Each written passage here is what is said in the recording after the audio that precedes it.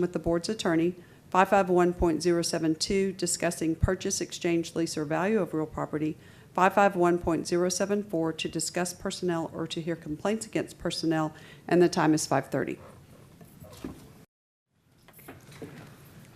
The board will now reconvene into open session. The time is 6:27. On behalf of the trustees, I would like to welcome you to this evening's meeting of the Northeast Independent School Board.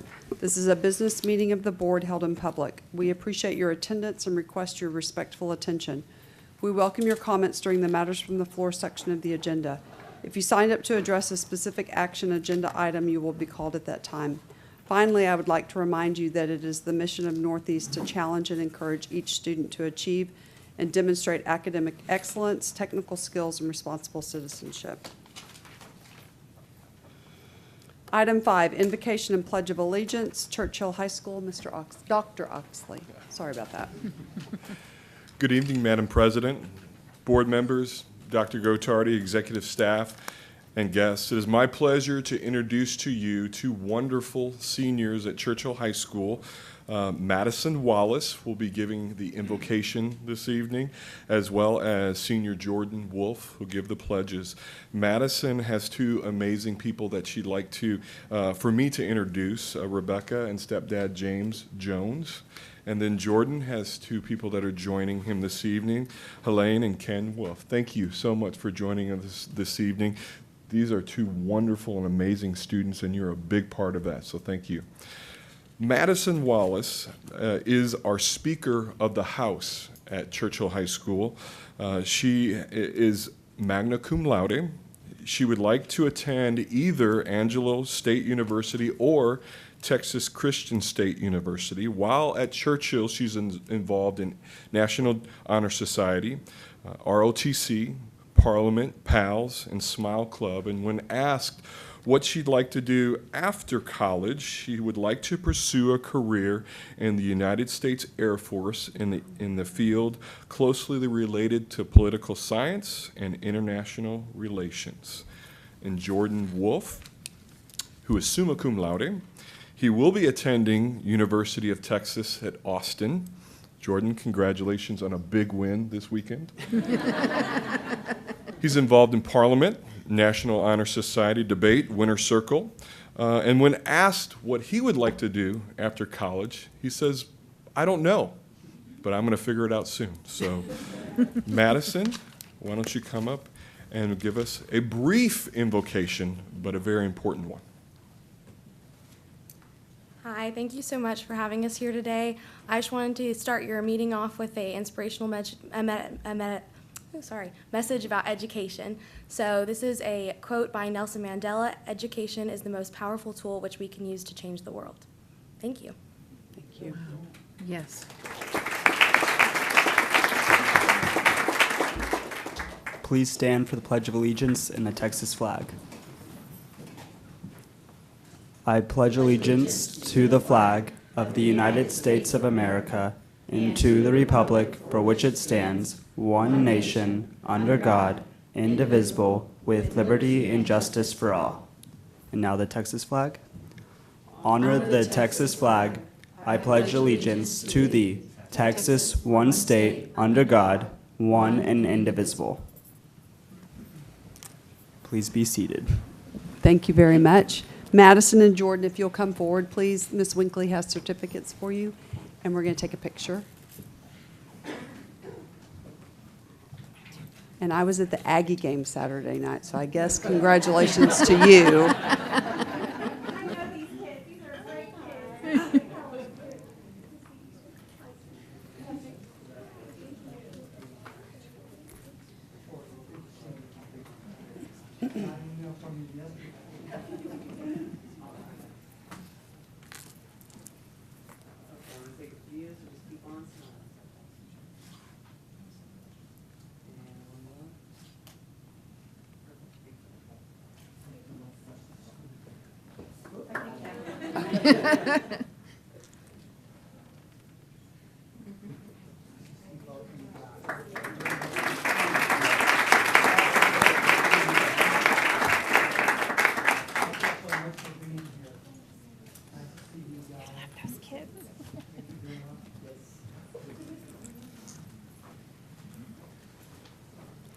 Yes. Thank you all for being here, and now go study and do what you need to do as seniors.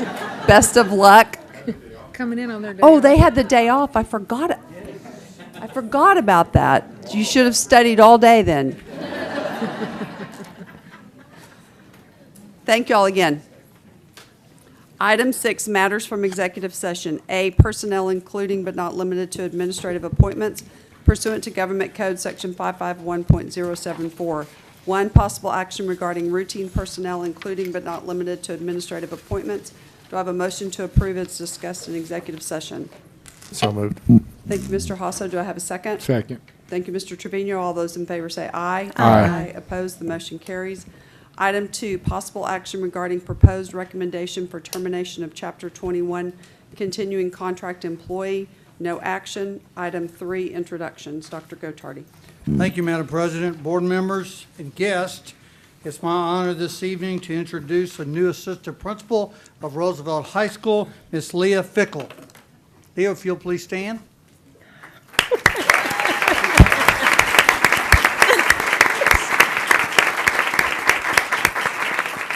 Ms. Fickle is joining the Northeast family as an assistant principal for Roosevelt High. Before joining Northeast ISD, she was a math coordinator at San Antonio Independent School District. Ms. Fickle received a bachelor's degree in mathematics in 1997 from Shawnee State University and earned a master's degree in curriculum and instruction in 2004 from the University of Phoenix. Ms. Fickle has 19 years in education. Congratulations and welcome to Northeast School District.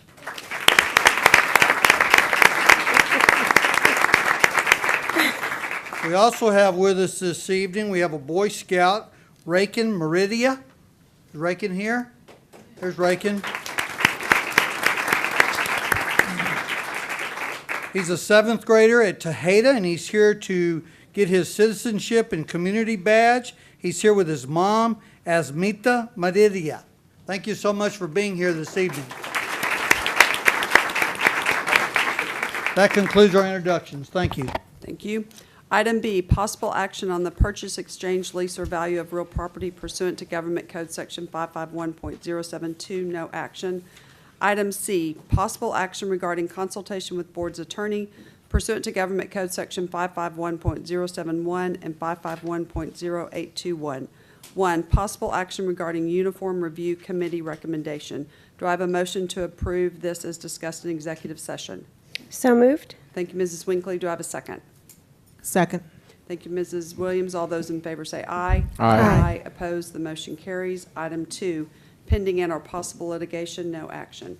Item 7, presentations. A, Northeast Educational Foundation Annual Report to the Board of Trustees from July 2017 to June 2018. Dr. Gottardy. Thank you, Madam President, board members, executive staff, and guests. It's my honor this evening to bring to the microphone our Executive Director of the Northeast Educational Foundation, Mrs. Amy Lane. Amy has a very special presentation this evening. We're very proud of the efforts of our Northeast Educational Foundation over the last year and a half, and Amy's here to deliver fantastic news to the school board and to our community. Amy? Thank you, Dr. Gottardy, and good evening, Madam President, members of the board, executive staff, and guests. Before I begin with the annual report, I'd like to give a little bit of background for our newest Board of Trustees who may not have been here in April of 2017. So, in early 2016, the Northeast Educational Foundation began researching other foundations statewide. We looked at the most successful foundations in all of Texas. We actually met with them in person. And what we found was the common denominator among many of them is that they were exploring this tightly coupled relationship between the district and the foundation. So we thought on that, we strategized on that, we talked about it a long and hard time. And in April of 2017, we brought it to this board. And our ask was for up to 3 full-time positions to work with NEIF. We are currently utilizing 2.5 full-time positions, and that is actually spread among 6 employees that goes anywhere from 5% of their time to 75% of their time. But it makes up, those percentages make up 2.5 full-time employees. So in August of 2017, We hired, and I'd like them to stand as I announce their names. We hired Carissa Costello, our development coordinator, who is 75% NEEF, and Scott Chidgey. Oh, thanks, guys. And Scott Chidgey, our PR specialist, who is 50% NEEF.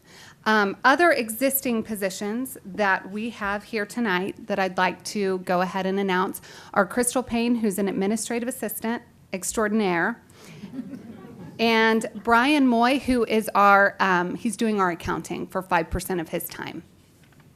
And he's back there. I won't make him stand. So we were able to fill many of these needs with existing employees, which was a good thing. But we did hire the 2 additional employees, and I think you will see through this presentation the impact that that had, and it's all because of your faith in us and your investment in us. So the cost to the district of these 2.5 positions, plus benefits, insurance, and all of that good stuff, is $176,000. And before we get into the nitty-gritty, I want to announce the people that make this all possible, because it does take a village. It is not just one of us or just the staff. I have a phenomenal board at this time, and I think everything that I'm about to share with you would not be possible without them. So I'm going to announce those that took time out of their Monday night to be here. In no particular order: Randy Bristow, chairman of the board. And y'all don't have to clap, because I'm so lucky there are a lot of them here today. So let me just get through it. Carr Hornbuckle, vice chairman. David Byer, golf chair. Amanda Crouch, gala chair. Joe Stiglmeyer, governance and nominating chair. Cindy Mentor. Rocky Lopez. Kimberly Prater. Cindy Hernandez, who is my treasurer and finance chair. Avery Duke, and then I have a couple of you sitting up there, but I'd also like to recognize you: Sandy Hughey, Dr. Gottardy, and Terri Williams.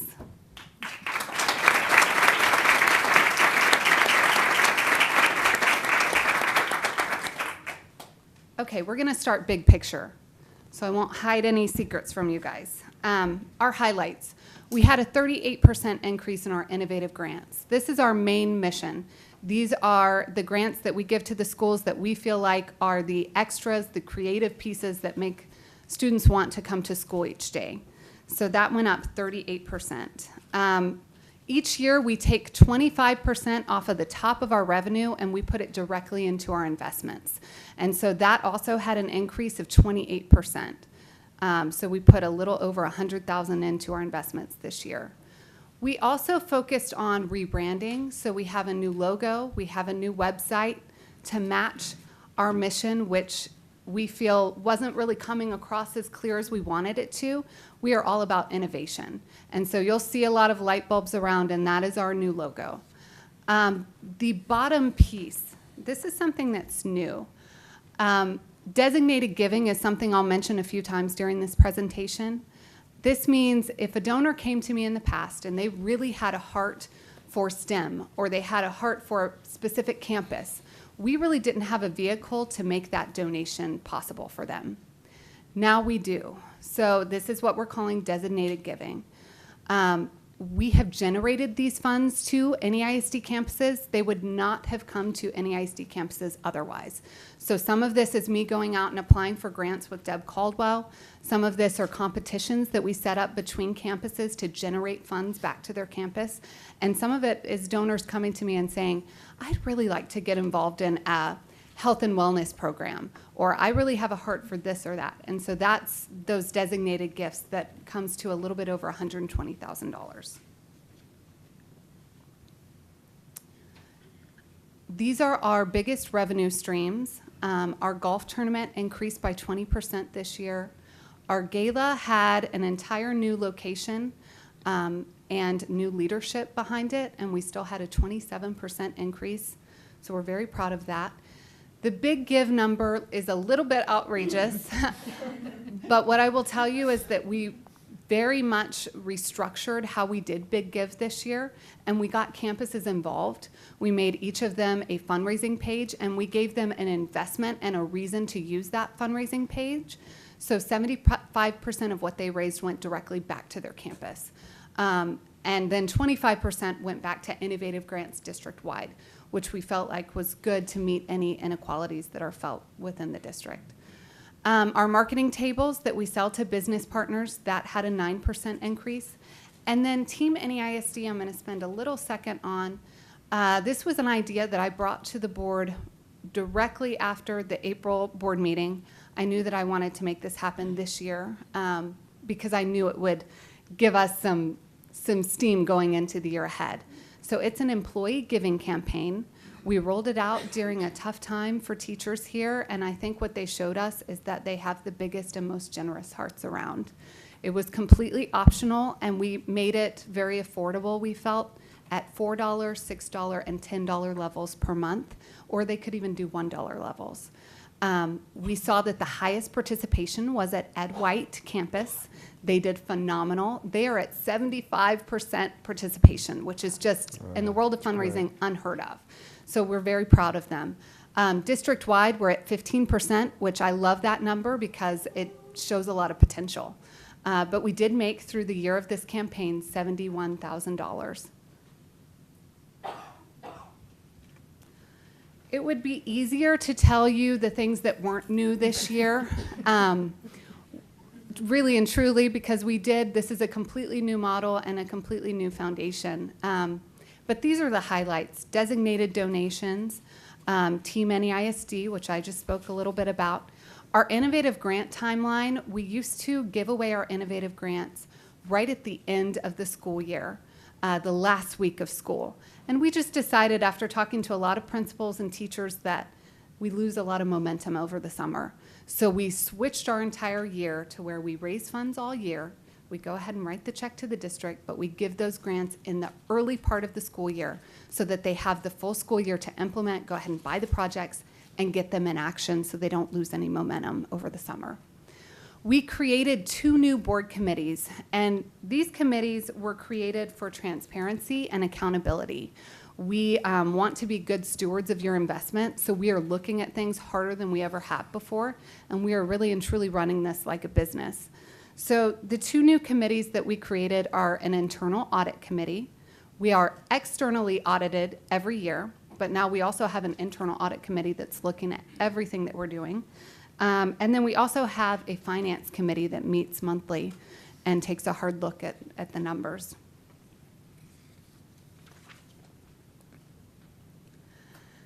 This was a fun new one this year.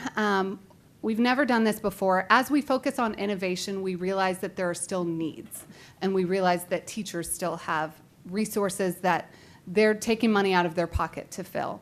So we surprised them this year. We gave 200 teachers $200 gift cards each. It was a random drawing, and it was kind of a fun thing for them to wake up to on the first day of new teacher orientation or convocation.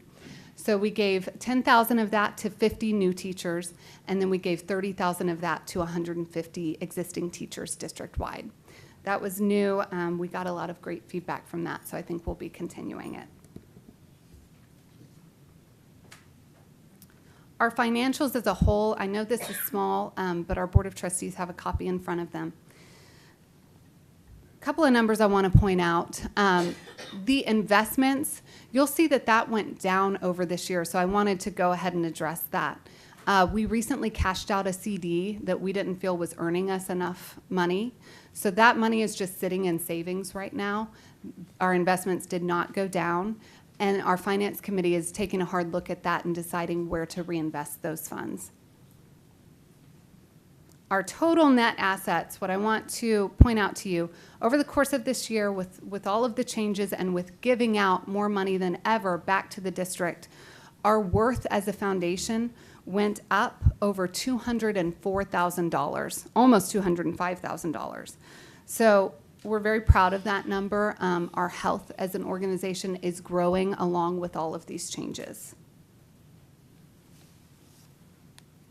Who are our donors? In the world of fundraising, this is what you want the chart to look like. 5 years ago, or almost 6 years ago when I came on board, it would have been the exact opposite of this pie chart. So this has been something we have very much been efforting. You want your donors to mostly be individuals because that's what's sustainable. They're giving to you because they care about what you do. In the past, we relied pretty heavily on corporations, which we don't feel is sustainable.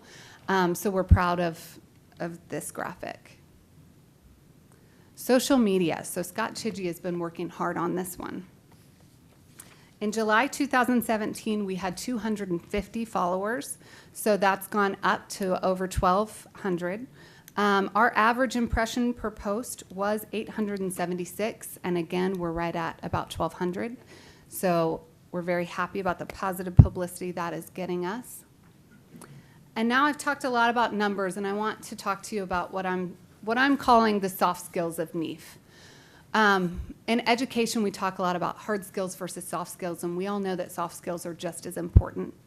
And so these are the things that are not reflected in all of the numbers that I just showed you, but I find to be just as important, and I think eventually, as we go along, they will actually affect our bottom line.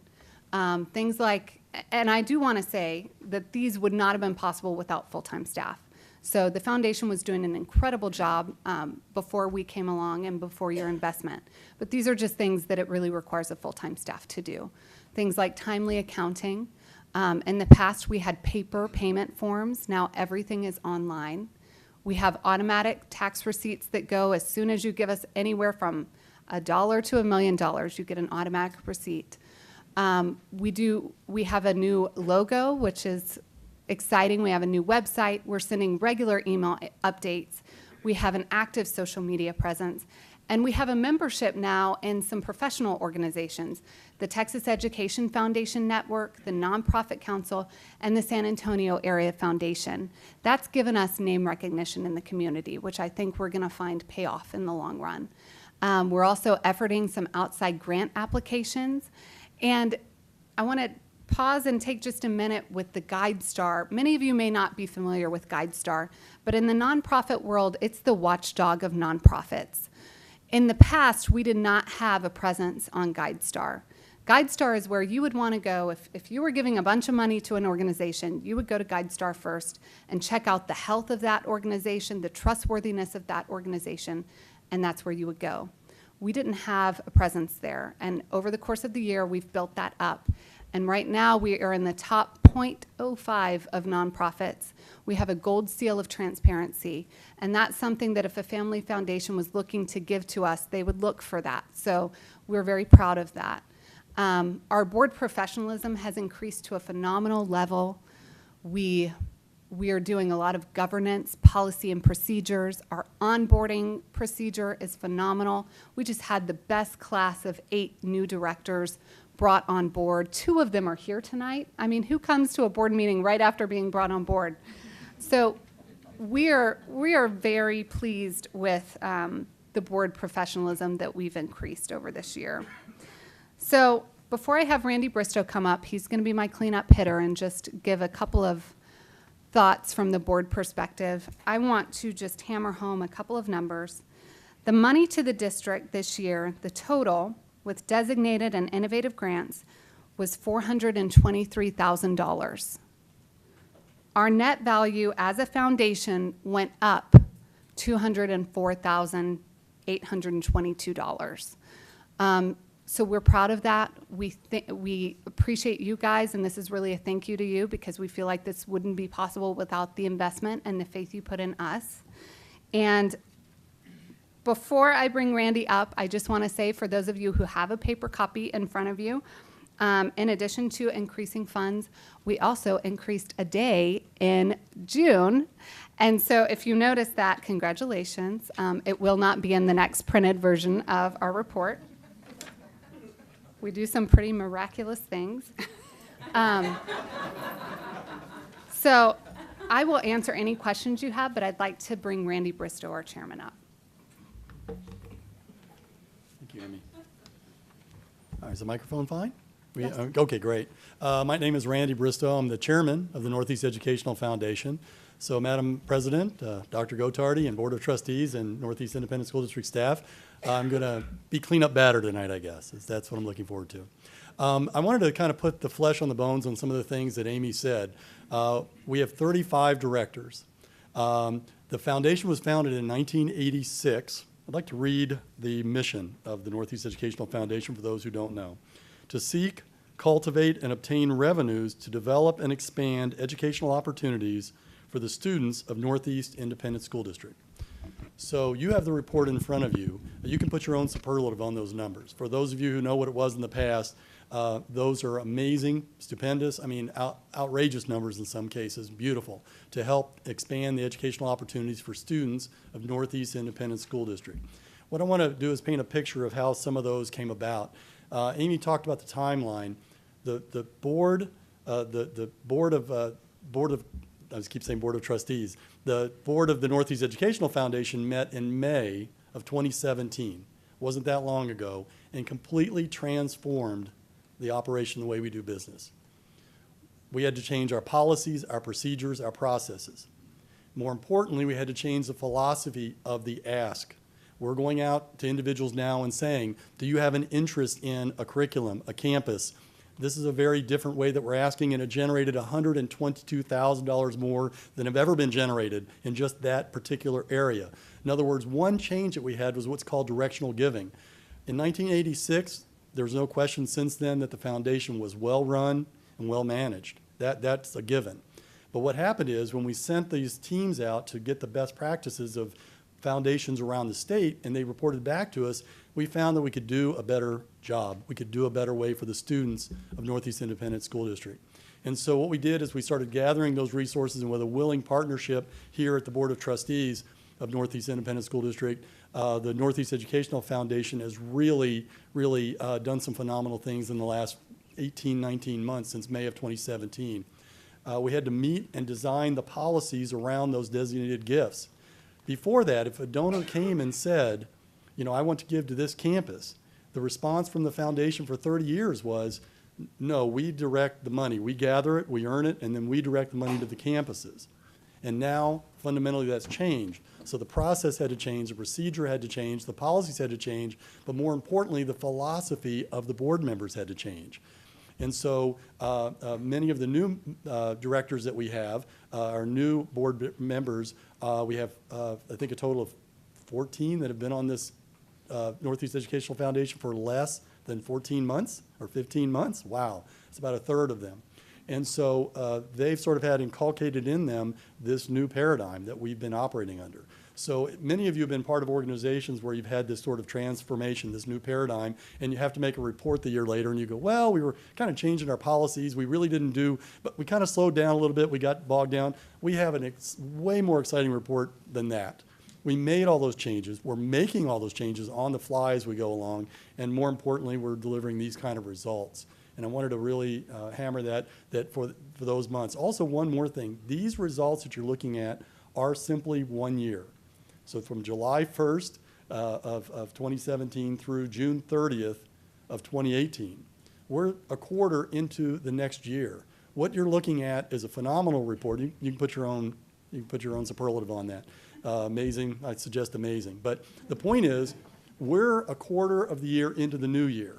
We are ahead of where we were last year at this time. Now, that doesn't mean we can always keep that momentum. Some of these numbers are amazing. But the point being is that indeed there is momentum. There's a real broad commitment, and the message I'm conveying from the directors that are here tonight, and plus those that could not be with us here tonight, is that there is real momentum. We had a great executive committee meeting today in discussing the upcoming gala and all the changes that have been made there. The results from the golf tournament just a couple weeks ago were great, outstanding, the best ever.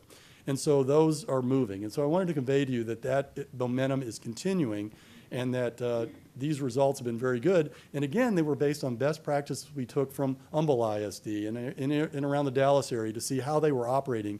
And luckily, the Board of Trustees in the past, and we hope in the future, will be willing a partnership in this growth, because ultimately we want to enhance the educational opportunities of those students within Northeast Independent School District. And I think you will see a commitment from each and every director to that goal in our mission. I want to thank you for the opportunity, and we'll be happy to answer any questions that you have. Amazing, that's the word for tonight, right? It is amazing, and You said it. does anyone have any questions? I just have one question for your awesome figures here. I assume your team NEISD, so last year was your first year. With the number of participants from 2017-18, what do your numbers look like for 18-19? So the percentage of those that added this year went up 48%. Am I right with Wow. that, Carissa? 48% from last year. Wow. So what happens with these type of campaigns, though, we have employees move, they could elect out. So you're not going to end with what you start with at the beginning of the year. You know, finances get tight around Christmas, maybe someone opts out because it is all through payroll deduction, but it is looking like we had a significant increase for this next year. Congratulations. Thank you. I don't have a question, just a comment. Well, I've been on the NEIF board for probably a little more than a year, and when I heard there were 35 board members, I'm like, that can't be right. Everybody can't really be working on the board, because usually when you have a big board, you only have a small group that works. This board, we know how that goes. This board works. I mean, everybody works. And Amy is awesome. The whole staff is just awesome. I think what was really, and hopefully everybody can go to the website and see the big check presentations, because that is really how you see everything just going back to the teachers and going back to the schools, and you see the students, and you see the benefit of all these efforts. So I just like to say, you know, thank you, Amy. Thank you for your leadership, Randy, and everyone on the board. Anybody else? Well, I would like, go ahead. No, I was going to say, I'll echo that. I mean, I know last year you came, you asked for an investment, a commitment from us, and we thought it was a good idea, or at least what I heard at the time sounded like a good idea. Well, this certainly proves it, and hopefully not just us, but the community also sees, certainly how hard you all have worked, but really the numbers really don't lie. They tell a really great story, and thank you all for your hard work. Yes, thank you very much. And Thank you. That's what we want to say. Thank you. we appreciate everybody's on the foundation's time and effort, and raise more money.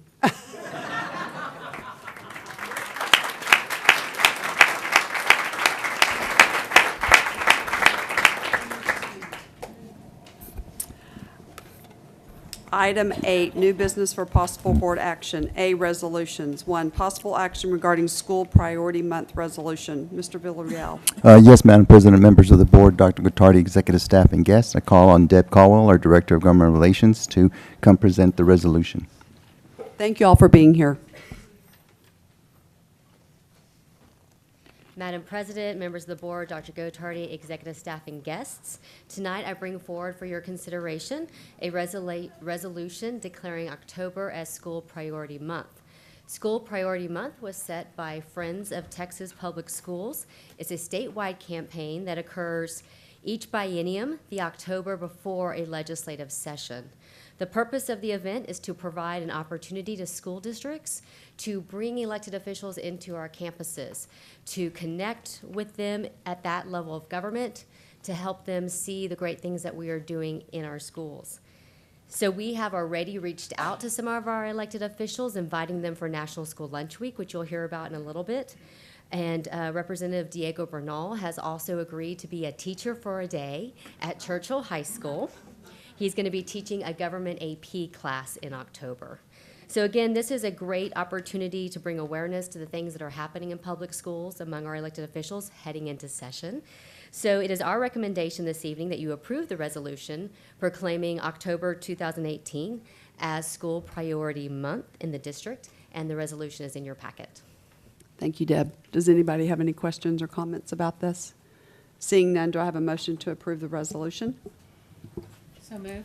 Thank you, Mrs. Hughey. Do I have a second? I'll second. Thank you, Mr. Halso. All those in favor say aye. Aye. Opposed, the motion carries. Thank you, Deb. Item 2, possible action regarding resolution recognizing October 2018 as Principals Month. Dr. Maika. Thank you, Madam President, members of the board, Dr. Gottardy, executive staff, and guests. I'd like to ask Mr. Bill Boyd, one of the executive directors for campus administration, to come to the microphone to address this. Madam President, members of the board, Dr. Gottardy, executive staff, and honored guests. I come before you tonight to honor and recognize an outstanding group of individuals, our Northeast principals. The National Association of Secondary School Principals and the National Association of Elementary Principals, along with the Texas associations, have proclaimed October as Principals Month. Principals Month is an opportunity to say thank you to the principals everywhere and to share with them, the community, all the great things the principals do every day. Therefore, we are presenting a resolution to you tonight proclaiming October as Northeast Principals Month to recognize these outstanding professionals. Thank you. Do we have principals in the audience? If so, please stand and be recognized.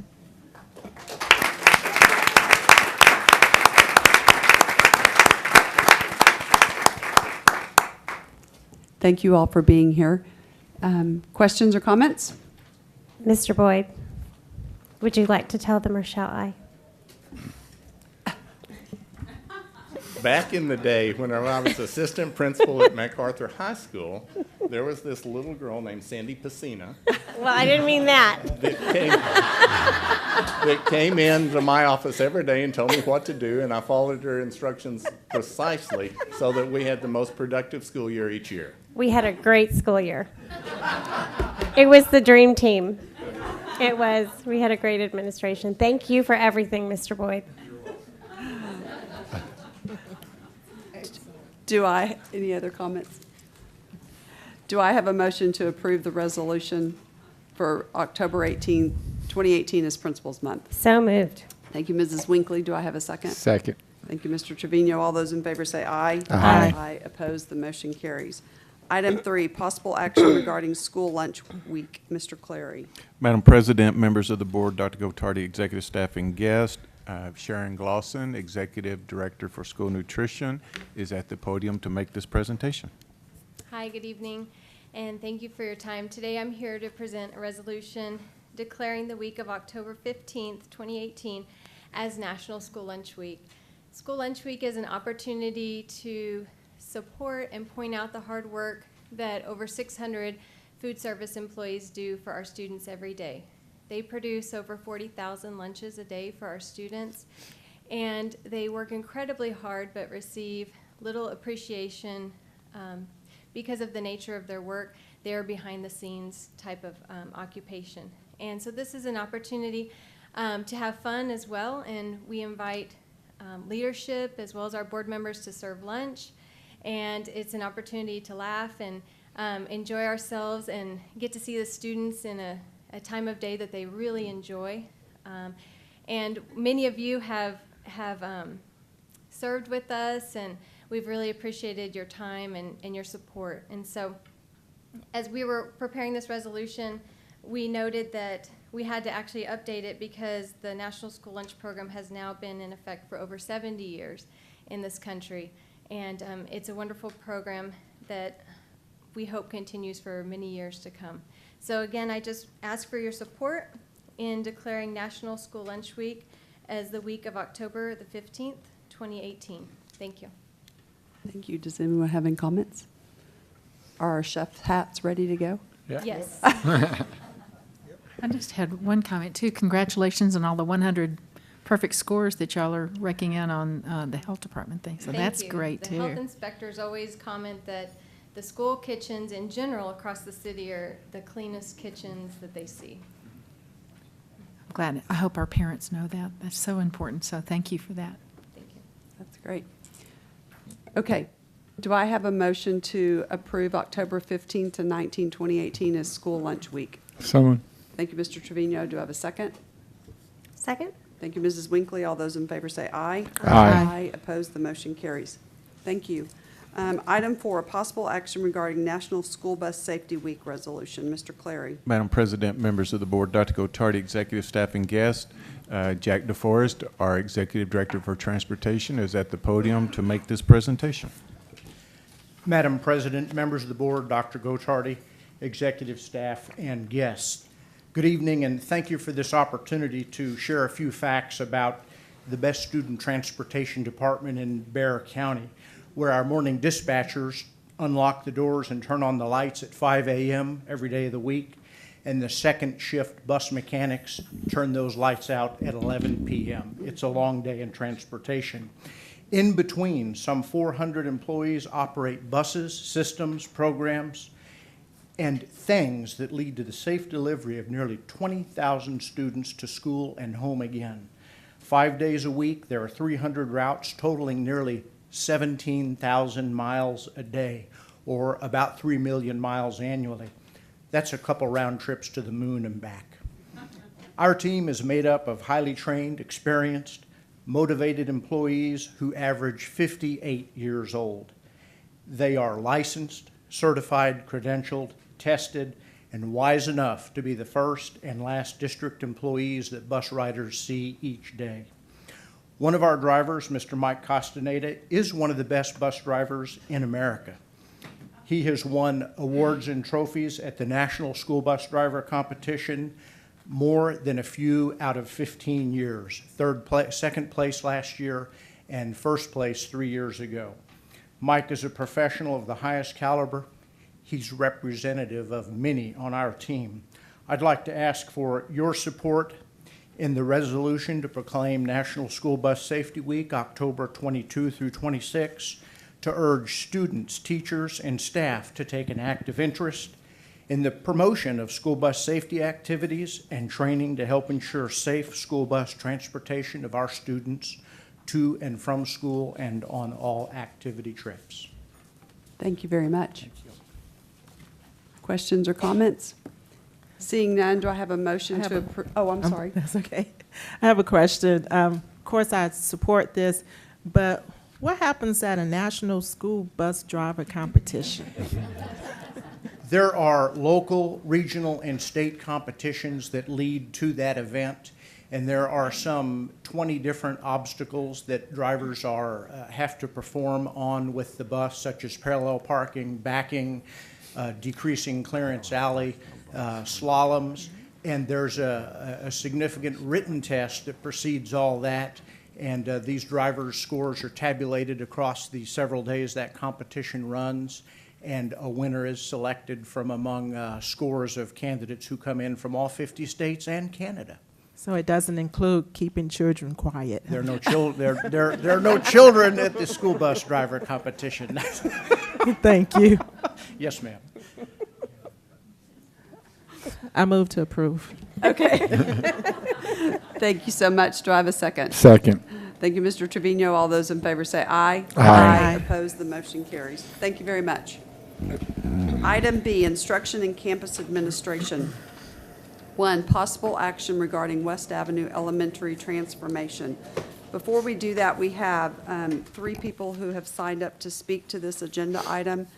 So the trustees welcome comments from members of the public during this time of the meeting.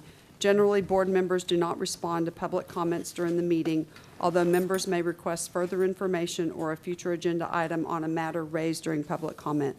As explained fully in the board's written procedures for this time, the matters from the floor portion is a limited public forum. Accordingly, speakers may present on a topic related to district business for up to 3 minutes, but are not permitted to make 1, personal complaints about an individual staff or board member that should be raised using the district's grievance policies, 2, a personnel action, 3, a student disciplinary matter, 4, a complaint about a particular student, 5, or pending litigation. Any person who persists in speaking on these topics after being directed not to will lose the remainder of their time to speak and may lose their privilege of addressing the board at future meetings. We also welcome written comments at any time, either through email at board@neisd.net or by mail care of the superintendent's office at 8961 Tesoro Drive, 6th floor, San Antonio, Texas 78217. Ms. Hughey? I'm sorry, I'll probably misstate this name. I'm having trouble reading it. Robert, maybe Carter? Cater? Okay, sorry.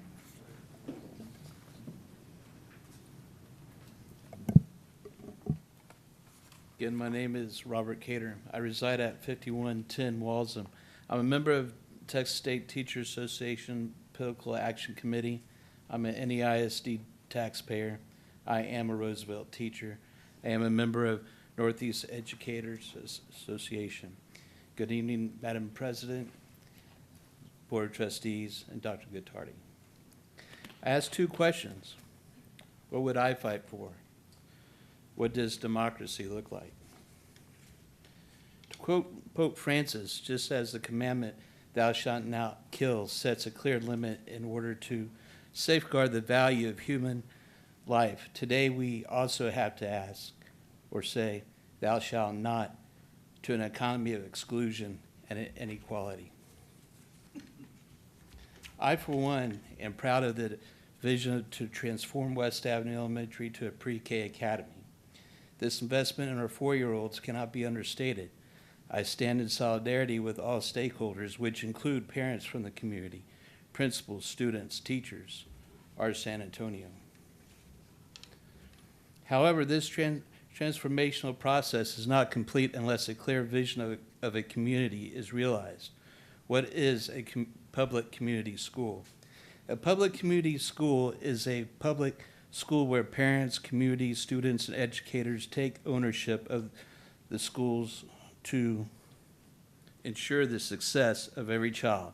And every child has a right to a publicly funded, equitable, and democratically controlled public school. If the super rich pay their fair share, our children, regardless of their zip code, will have fully resourced public community schools with all that is required, especially small class sizes. Therefore, we need inclusive, democratic coalitions, having a collective action, build collaborative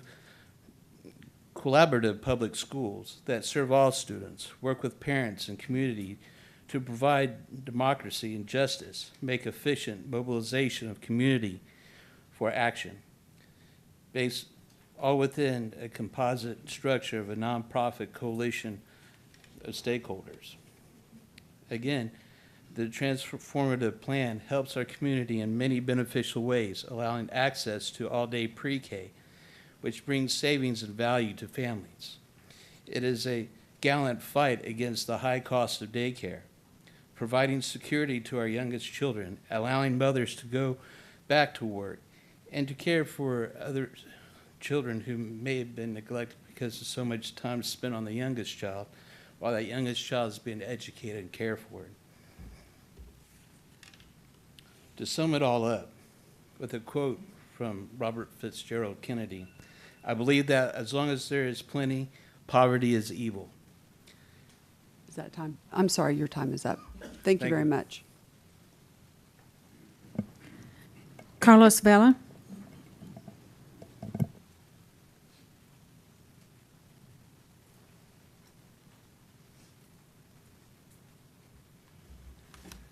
Madam President, Board of Trustees, Dr. Gottardy, thank you for allowing me to come up here. Will you please state your name and address for the record? My name is Carlos Vela. I live at 150 Fennell. Thank you. My grandson attends West Avenue Elementary by choice. There are many in the community who depend on this facility for their children to attend a school that's close by. We hear that it's going to be unavailable to them, that they will be bused to other schools because of our attendance. I hear that we are 40% short of being full capacity. So we're going to change it and be pre-K, and I'm all for it. All those students that walk those hallways are my kiddos. I'm there every single day of the year, every single day, to help out at West Avenue. So I see the children, and they see me, and I know how they feel. I'm all for the pre-K, because I feel that the earlier they start learning, the better it is. But isn't it a little bit smarter to fill that 40% gap that we're short with a pre-K and not touch our students? Let them attend the school that they wish to attend, to be with their friends, finish out their school years with their friends. Why are we doing this when we can accomplish both without disrupting their little lives? That is my sole opinion. I thank you for listening, and I would ask that you please, please take the time and understand what these young children are going through. Thank you. Christina Vela Flores.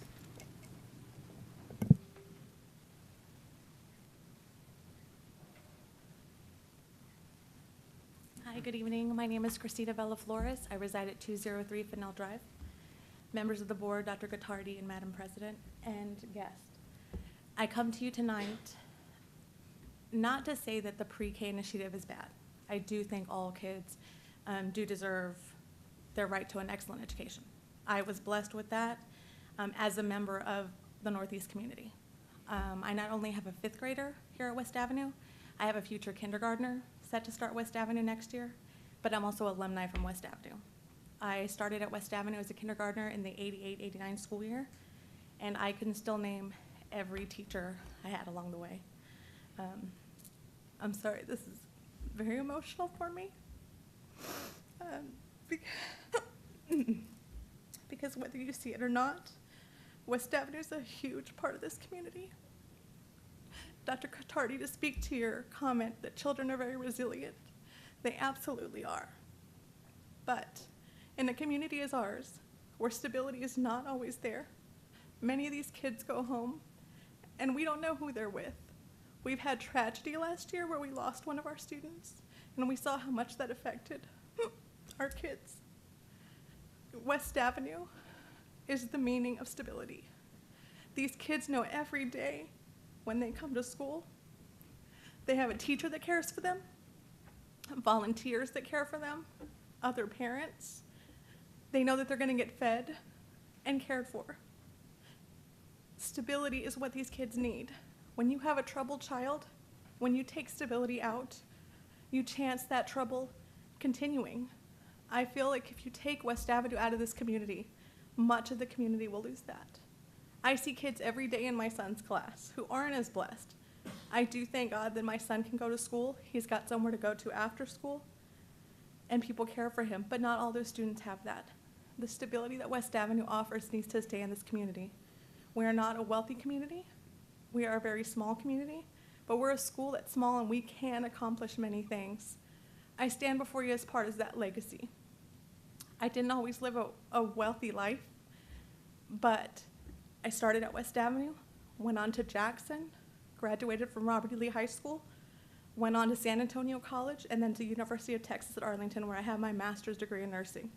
I would not have had the fortitude to complete that goal without that foundation that was started at West Avenue. And like I said, how many of you today can actually say that you can remember every teacher that touched your life? That is something I can say, and that is because of West Avenue Elementary. Thank you. Thank you.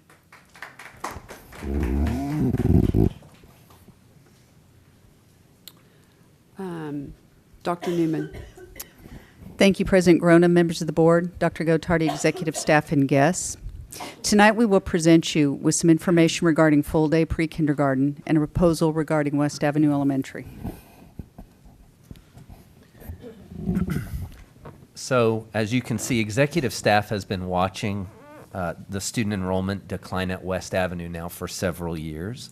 As you can see from this slide here, 5 of the last 6 years, the school has seen a decline in student enrollment. Classroom capacity is currently at 60% utilization. In comparison to campuses with greater enrollment, West Avenue runs less efficiently. As we looked for solutions as to what we could possibly do, we knew that Delview Elementary and Almost Elementary were within 1.5 miles of West Avenue. Our performance and planning department has been studying West Avenue's attendance zone and has found that there's no future development. There's 1 5-acre tract that's within that current attendance boundary, and there's no growth slated, no development for that area that they can foresee out to 2026. So the district continues to explore opportunities available to our students to reflect changing community needs. One program that is shown to be in high demand is our full-day pre-kindergarten program. As you can see by the graph, when full day is offered, enrollment increased by approximately 40%. Through this process, we've learned that parents tend to begin looking for schools for their children at the pre-kindergarten level. So I'd like to invite Ms. Borman to take over the presentation at this time and give more details about the proposed pre-kindergarten academy. I want to talk first about the benefits of full-day kindergarten.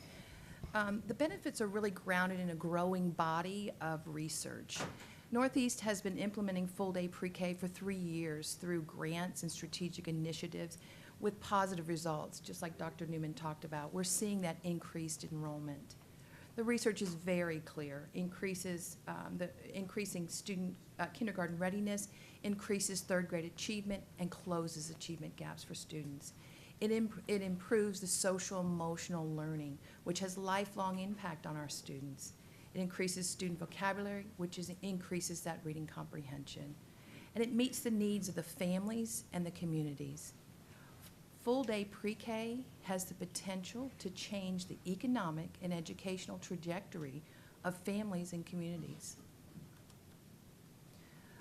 Let's take a look at the proposed pre-kindergarten academy which would possibly open in 2019-2020 school year.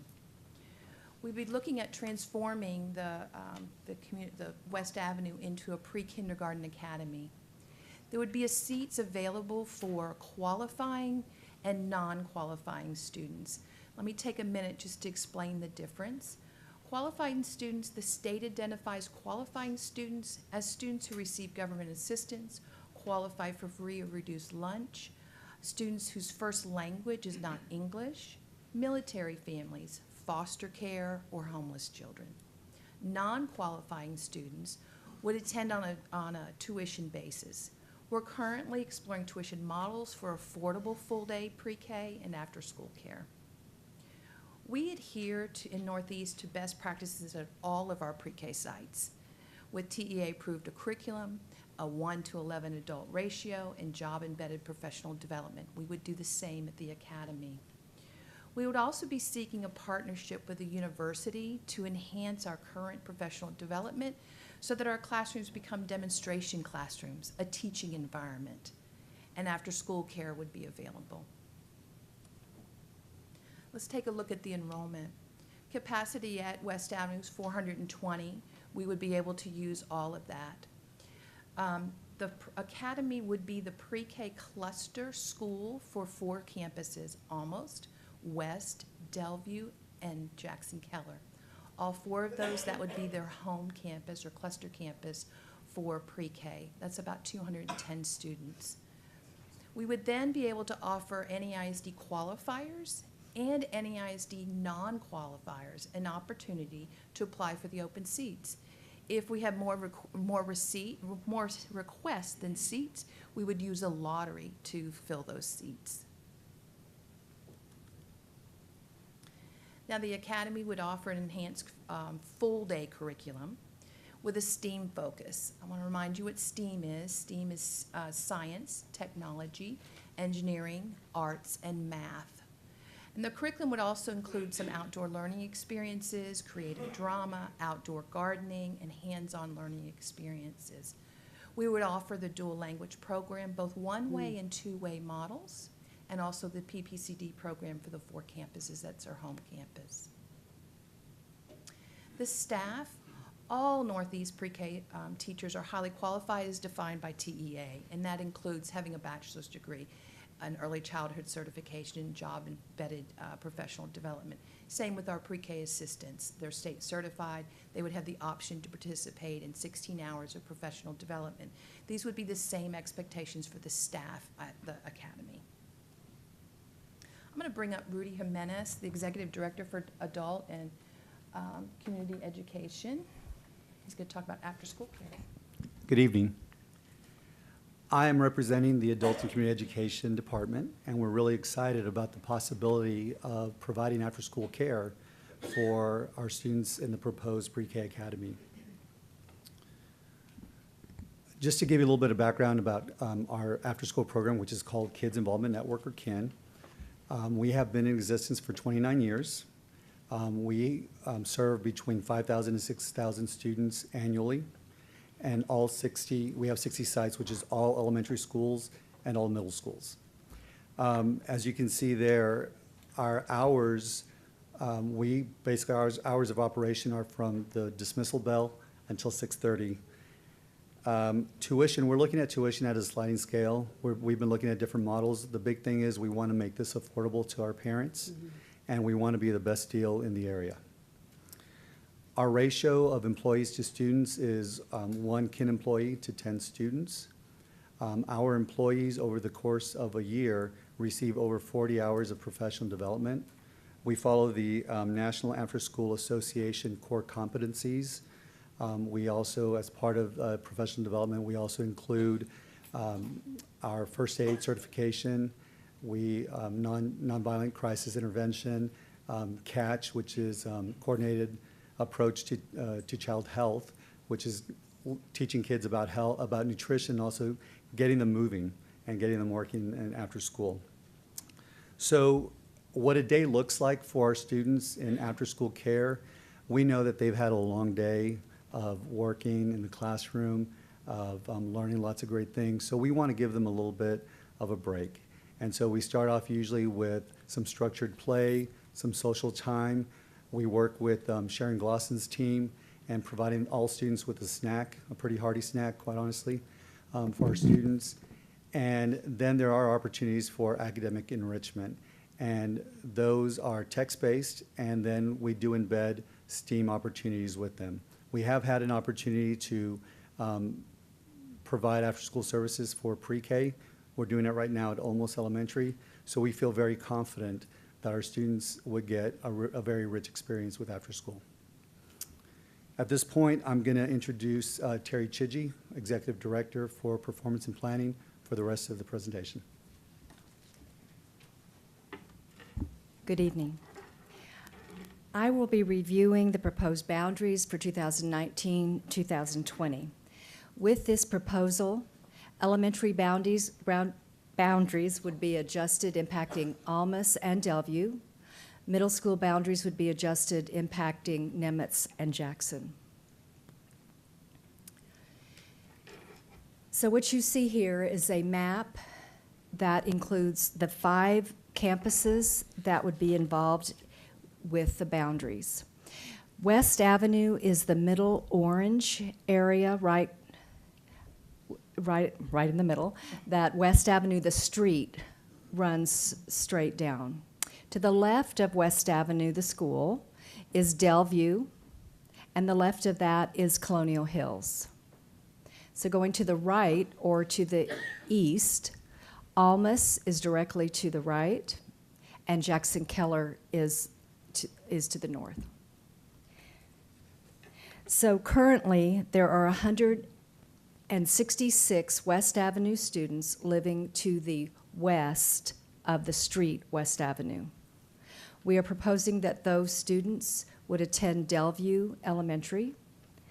There are 137 students that live to the east of West Avenue, the street, and we are proposing that they would attend Almas. Currently, we have 66, and there is another slide about dual language, but I want to show it to you on this map. It makes a lot of sense as you can see where the schools are located. There are 66 dual language students that live in the West Avenue area that currently attend Jackson Keller because West Avenue does not have dual language. 27 of those students live west of West Avenue, the street. The Delview students who choose to attend a dual language school or program go to Colonial Hills. So those 27 students would not go to Jackson Keller now, they would go to Colonial Hills should they stay in the program. The dual language students, the 39 dual language students that live to the east of West Avenue, the street, they currently attend Jackson Keller. They would go to Almas. Almas has a dual language program. So let's talk about those schools and the impact it would have on those schools. First, Delview has 331 students currently. Adding the 166 students from West Avenue that live on the west of West Avenue, the street, would bring them to 497. Their total classroom capacity is 569, so Delview can absorb that growth in their enrollment. The impact on Almas would be adding that 137 students that live to the east of West Avenue, the street. That would bring them from 514 to 651. Their classroom capacity is 1,062, so Almas also can absorb growth in enrollment.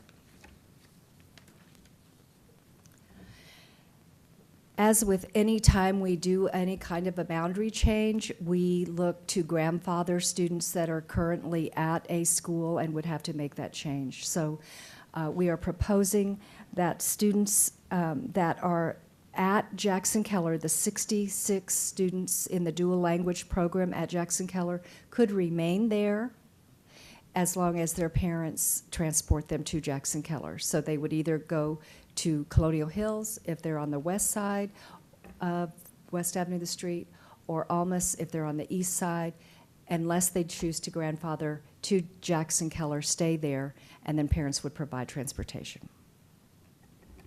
So let's talk about middle school. All of West Avenue currently attends Nimitz Middle School.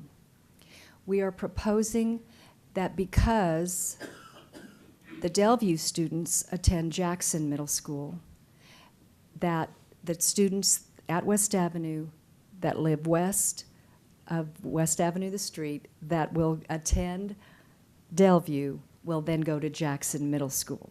There are currently 716 students at Jackson Middle School. We would add 104, bringing them to 820, and their capacity is quite large, and they can easily absorb the growth in enrollment. On the flip side of that, we have Nimitz Middle School. That is our largest middle school as far as student enrollment, and so losing the 104 students would bring them down to 1,173, which of course they have capacity to handle.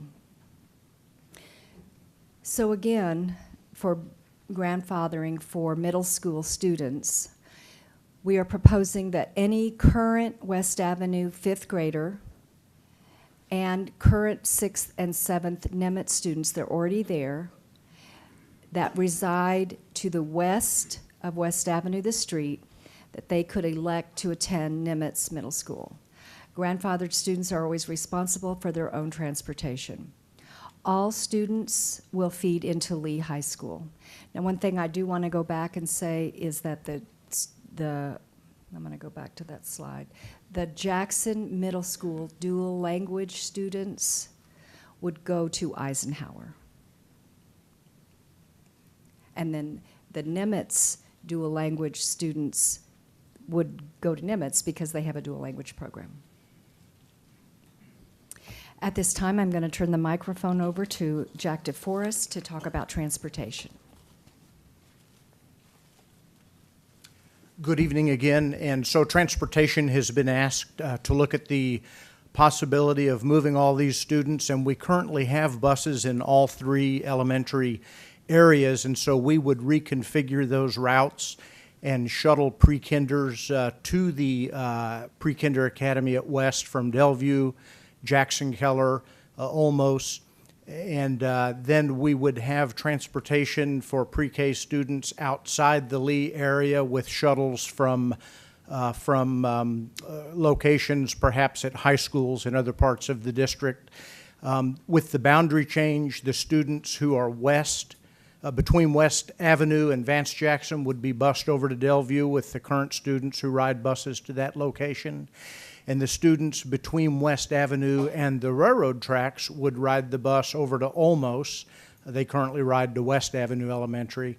The former Nimitz students living to the west of West Avenue Road would be bused north to Jackson Middle School across 410, and there would be no change to the Nimitz Middle School students who currently walk to Nimitz from those neighborhoods. If no questions, I'll call on the Executive Director of HR, Mr. Joel Trevino.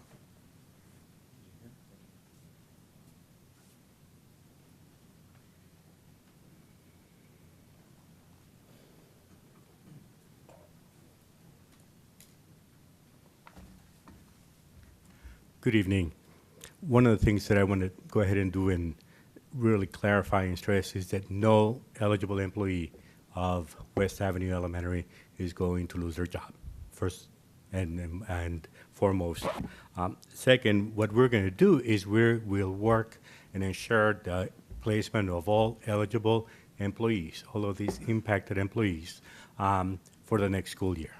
We will ensure that they have a home for next year.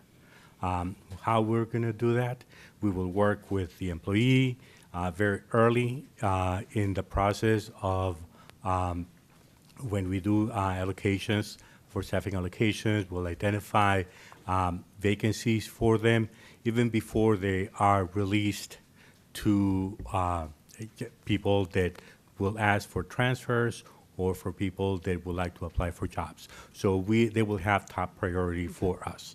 And again, we will work with them, and they will have first right to these jobs that will open up at West Avenue, and then also the ones that will open at both, because the student population will increase both at Olmos and Delview.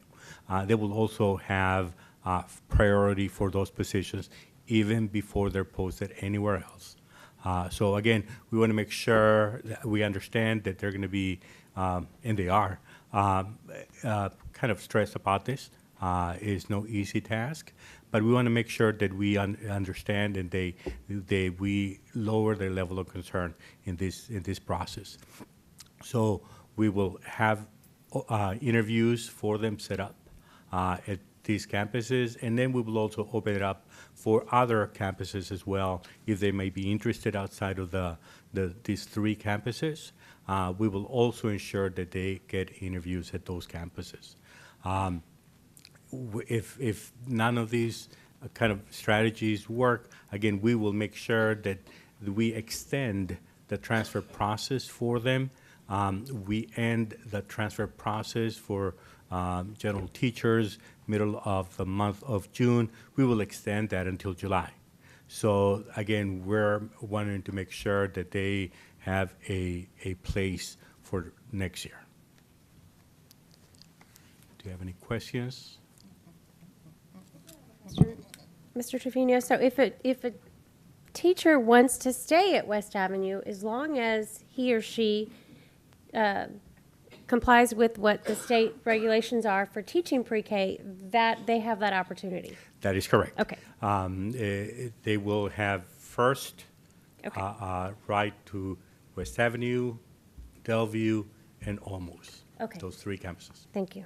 Thank you. I have another question real quick. As far as the timeline, when are you going to start allowing them to look at their other options?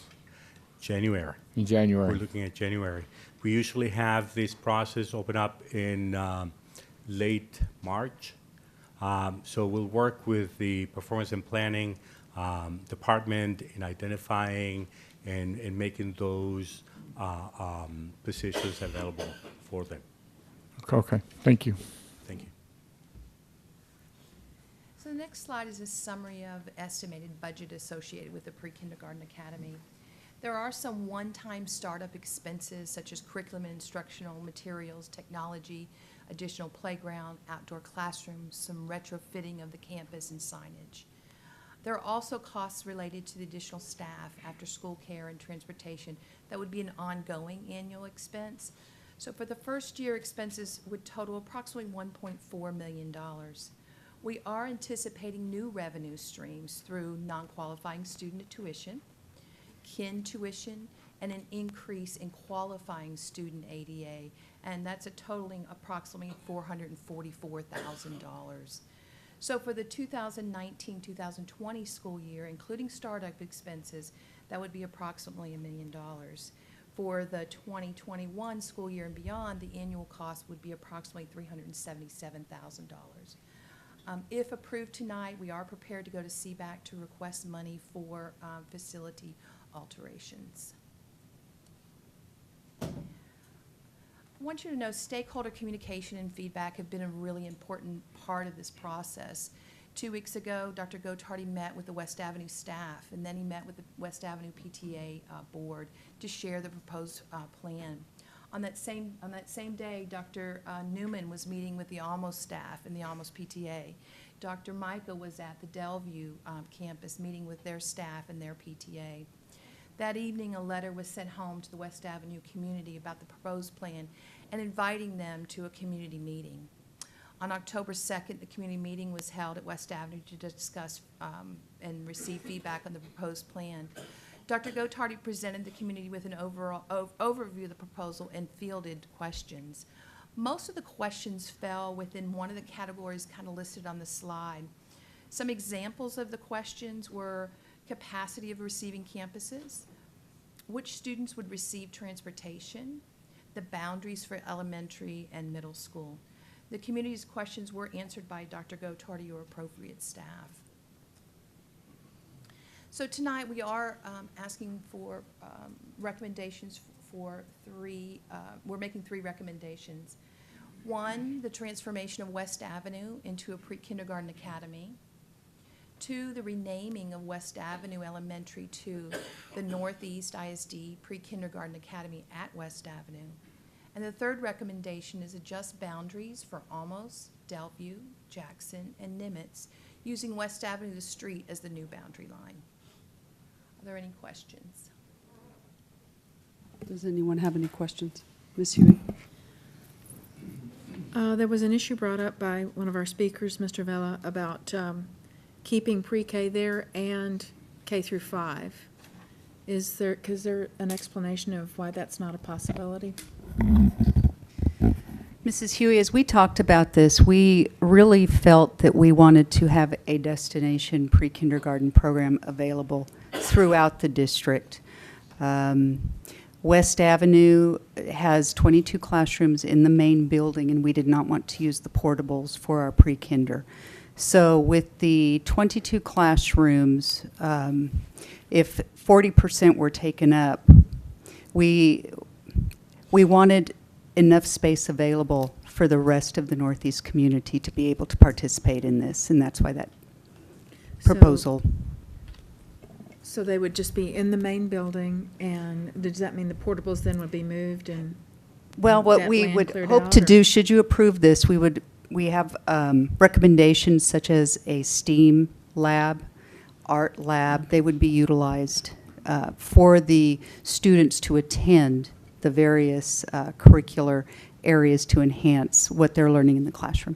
Okay, so And what's- as far as the portables go, Yeah. the after-school care will be using, will Kids would be be in- using some of the portables. Okay. So what is the classroom capacity at West Avenue then? Or either classroom or core? To keep the ratio at 22-1, there are 11 classrooms. No, I'm sorry, 22 classrooms. Okay. The core was 440? 420. 420? Okay. Yes, ma'am. Okay, all right, thank you. Dr. Maika, I want to touch real quick on the school choice. How are we going to be able to make that accessible to the parents that are there that as we mentioned the other night in the meeting, a lot of parents don't have computers at home or access to computers. How is we as a district going to make our community accessible to them? That's a great question, Mr. Trevino. So, as I explained that evening, Dr. Brummett and I have been working on that very issue because, as I stated, that was our best kept secret in the Northeast Independent School District was school choice. So we will begin advertising that. One of the things that Dr. Brummett has done is built it digitally, but as we learned that evening, not everybody has access to a computer. So there will still be forms that they can come up and fill out at the campus should that be a necessity in which to do. But we will make every attempt at using every avenue we have to communicate school choice, posting to our website, putting on social media, sending home hard copies if necessary, advertising it on marquees to make certain that our community is aware of that option that's out there. And so Dr. Brummett, as always, works with performance and planning, and they work together to set how many seats are available at each campus. Okay, thank you. And real quick, Mr. DeForest, I have a quick question for you, sir. As far as transportation, are we going to have any adjusted times? Is there going to be a need to adjust times? We are hoping that with the proposal that the academy would have a 7:30 or 7:40 start time, and therefore the pickup times would look a lot like they do now, so that we could get the students in there for a breakfast and the start of the day. Okay. Thank you, sir. I have a question for you also. So with the students that are in the West Avenue boundary at the moment being split into Delview and Almas, are they all bused? Are they outside that, what is it, a mile boundary or 2 mile? Yeah, generally we don't bus within 2 miles, but we have some hazard busing in those areas. Okay. And so the students that are in the West Avenue boundary, the ones that are on the east side of West Avenue, we currently bus them across West Avenue, not very far at all, to the campus. The bus would simply take them the other direction, Okay. over to Olmos. I guess my question is, nobody is losing No, transportation? actually, some students are gaining transportation. Yes, ma'am. Okay, thank you. Yes, ma'am. Anybody else? Anybody else? Transportation? Yeah. Any other? Oh, go ahead, Ms. Hughey. And I don't know if this would be for Mr. Jimenez or Ms. Glosson, and that was the food issue, the snack issues. I mean, these children are there an awful long time, and I do worry about them getting hungry, particularly if they get to stay and play. You mentioned it was going to be a heavy snack. It's not like dinner or anything like that. It's not quite dinner, but saying snack it's a lot heftier than a snack. A lot of times our students, they have some choices of what they can take, and many of them won't take all of them, and then there's a share table. And so then other students can also take that if some other students want more. But we work really closely with school nutrition to make sure that it's healthy and that it's robust enough to get the kids through, because a lot of them haven't eaten since earlier in the morning. Right. And so this is the same thing with all our kin programs, middle school all the way down. Are there other snacks during the day even, though, too? Yes, Maybe that's- all of our pre-K students receive free, whether tuition or qualifying or non-qualifying, will receive all of their meals free. Okay. And that's breakfast, lunch? Lunch. And is there anything, like an afternoon snack, too, or anything like that? Parent provided only. Okay. All right. Thank you. Do they nap? That's a long day. Yes, they will Okay. nap. Just make sure. I would need a nap. Dr. Gottardy? Thank you, Madam President. Board members, I would like to make a few comments about the 3 individuals who came and spoke to the board tonight. First of all, I want to tell them how much I appreciate you being here tonight. Mr. Cater, absolutely, we truly want the same things that you want, the idea that we have a community that's involved in each one of our schools. So thank you very much for your comment. And to Ms. Christina Vela Flores and to Mr. Carlos Vela, thank you so very much for you being here tonight. This staff, those principals that are sitting behind you right now, I want you to know you have our promise tonight. And this board has the promise from the superintendent, from our staff, that we absolutely want the same things that you want. We want community and we want stability. I thought Mrs. Flores did a great job of talking about the stability. We really believe that we can do something for the West Avenue community that is far exceeding anything that we've been able to do for that community in a very, very long time. So the idea that you're here tonight asking for stability and community and taking care of families and taking care of kids, I love that. I love that about your comments, and just understand that our staff and those principals behind you, that is absolutely our job between now and next August, is to make every child feel like we're doing absolutely the best thing we can for them at whatever school they're at. And the idea that we're going to be able to promote this full-day pre-K academy for the West Avenue community is something that we're very proud of. And I guess in closing, I just want to tell you that you have our commitment to you and to the community that makes up that part of the Northeast Independent School District, that we're going to do everything in our power to make families and make kids feel like we're doing absolutely everything we can for them. Thank you. I just have one last comment, Madam President. I live in that community. My kids went to Colonial Hills. They go to Jackson. My daughter went to Lee High School. I see the need that we have in that community. And I commend all the community members that are here, and I hear your concerns, and we understand. But we need this change. It's going to help the community. In the long run, it will benefit our community as a whole. And it will bring us more together. You know, as Dr. Gottardy likes to say, every child, every day. And that's the way we feel as a school board, all the executive officers that are here, even as a community. Every child, every day. Thank you. Anybody else? I want to thank Mr. Vella for being the face, sometimes the only man in child's lives, and for being at that school every single day. Thank you very much for everything that you do, and I'm certain that whatever may happen, there are so many children that need people like you and volunteering in our schools, and thank you very much for that. So appreciative.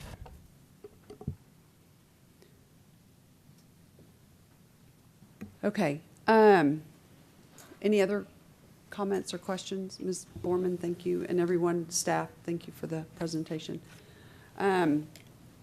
Do I have a motion to approve the transformation of West Avenue Elementary into a pre-kindergarten academy, the renaming of West Avenue Elementary to the Northeast ISD Kindergarten Academy at West Avenue, and to adjust the boundaries for Olmus, Delview, Jackson, and Nimitz using West Avenue, the street, as the new boundary line? Someone. Thank you, Mr. Trevino. Do I have a second? I'll second. Thank you, Mr. Hasso. All those in favor say aye. Aye. Aye. Opposed? The motion carries. Item 2, possible action regarding 2018-2019 campus improvement plans. Dr. Newman. Thank you, President Grona, members of the board, Dr. Gottardy, executive staff, and guests.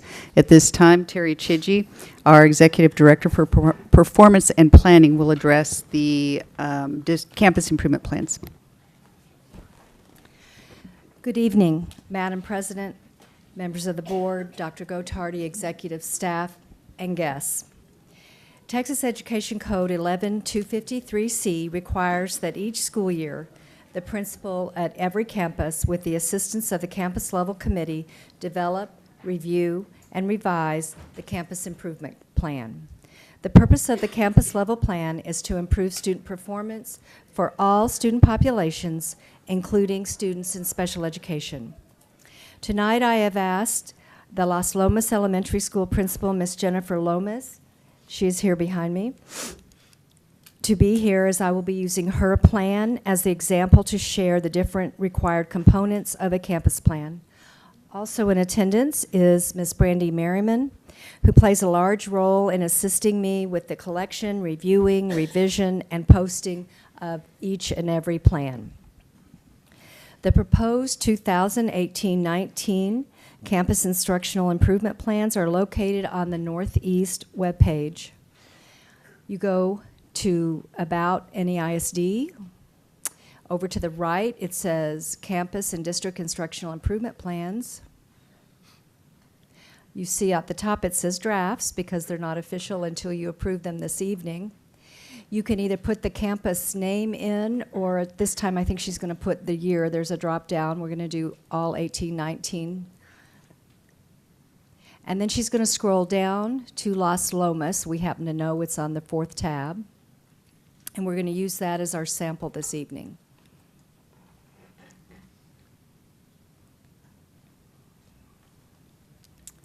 So the cover for each plan includes the board goals, and we ask that every plan address each board goal. At the bottom of the cover page, in the maroon bar, there's a statement requiring each campus to review their plan a minimum of 4 times annually, as this is a fluid document and should be updated regularly. I will interrupt what I'm saying here to say to you that when I first came to you, I think 8 years ago, I couldn't with confidence say that people were doing that 4 times and or more. I think our principals, most of them are bringing it to their CIC committee and their faculty meetings, if not 4 times a year, no less, they're bringing it more. Many of them bring it monthly. So this document has really increased in the fluidity and the amount of focus that is put on it. So then we're going to go to the next page. And I am just going to talk the very top of it just to tell you what the components are. The first column is obviously the board goals, and then the target areas, which is merely the topic as a reference to organize the plan. This plan looks a little different than last year. We reordered the columns. We have now put the measurable evaluation criteria column as in the 3rd place there. And this tells how we will measure the success of each objective. It is the summative measure, so it is how they did at the end of the year with this objective. The next column contains the performance objectives and strategies, and I always say this is the real meat of the documents. The objective is based on the needs assessment. So in the spring, in May, we bring a needs assessment to the principals that has every iota of data we can possibly give them.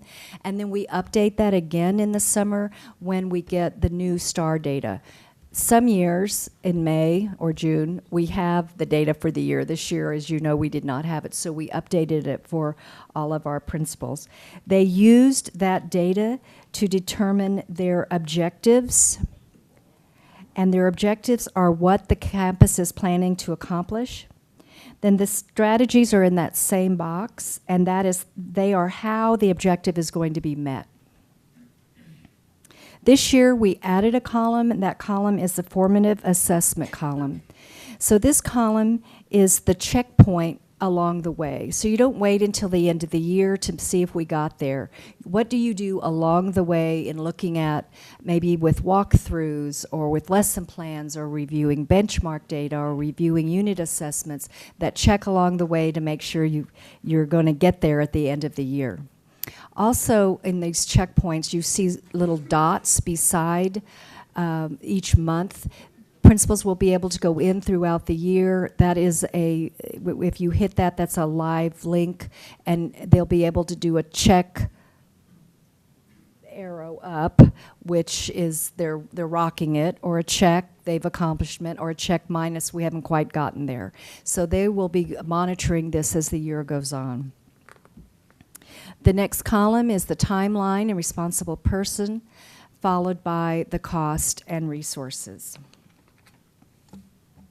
While every campus is unique in their development process, I would like to turn the mic over to Mrs. Lomas, and there's a lot of Lomases in this, to Mrs. Lomas to share the process Las Lomas uses to create their campus plan. Following her presentation, we are both happy to address any general questions you might have. If you have questions about specific schools other than Las Lomas, I will be happy to get back with you with answers after I follow up with discussing it with their principals. At this time, I'm going to turn it over to Mrs. Lomas.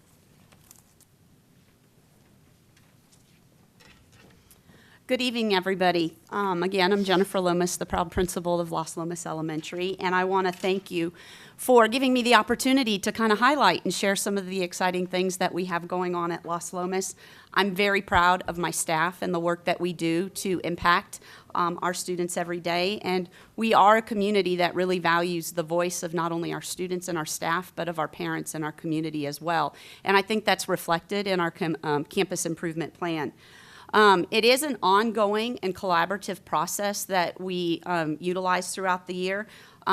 At Las Lomas in particular, we meet at least 7 times to discuss our campus improvement plan. It's almost monthly.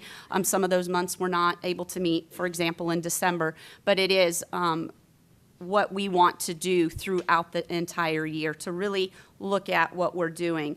And not only are we monitoring our progress towards those measurable criteria goals that are listed in the columns, we're also checking the alignment of our campus improvement plan with our campus budget and with our professional development plan for the year. So those are the 3 tasks that we really charge our CIC committee with.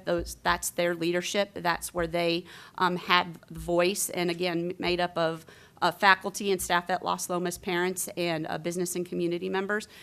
We're really using that collective voice to kind of drive our plan and what's happening at Las Lomas.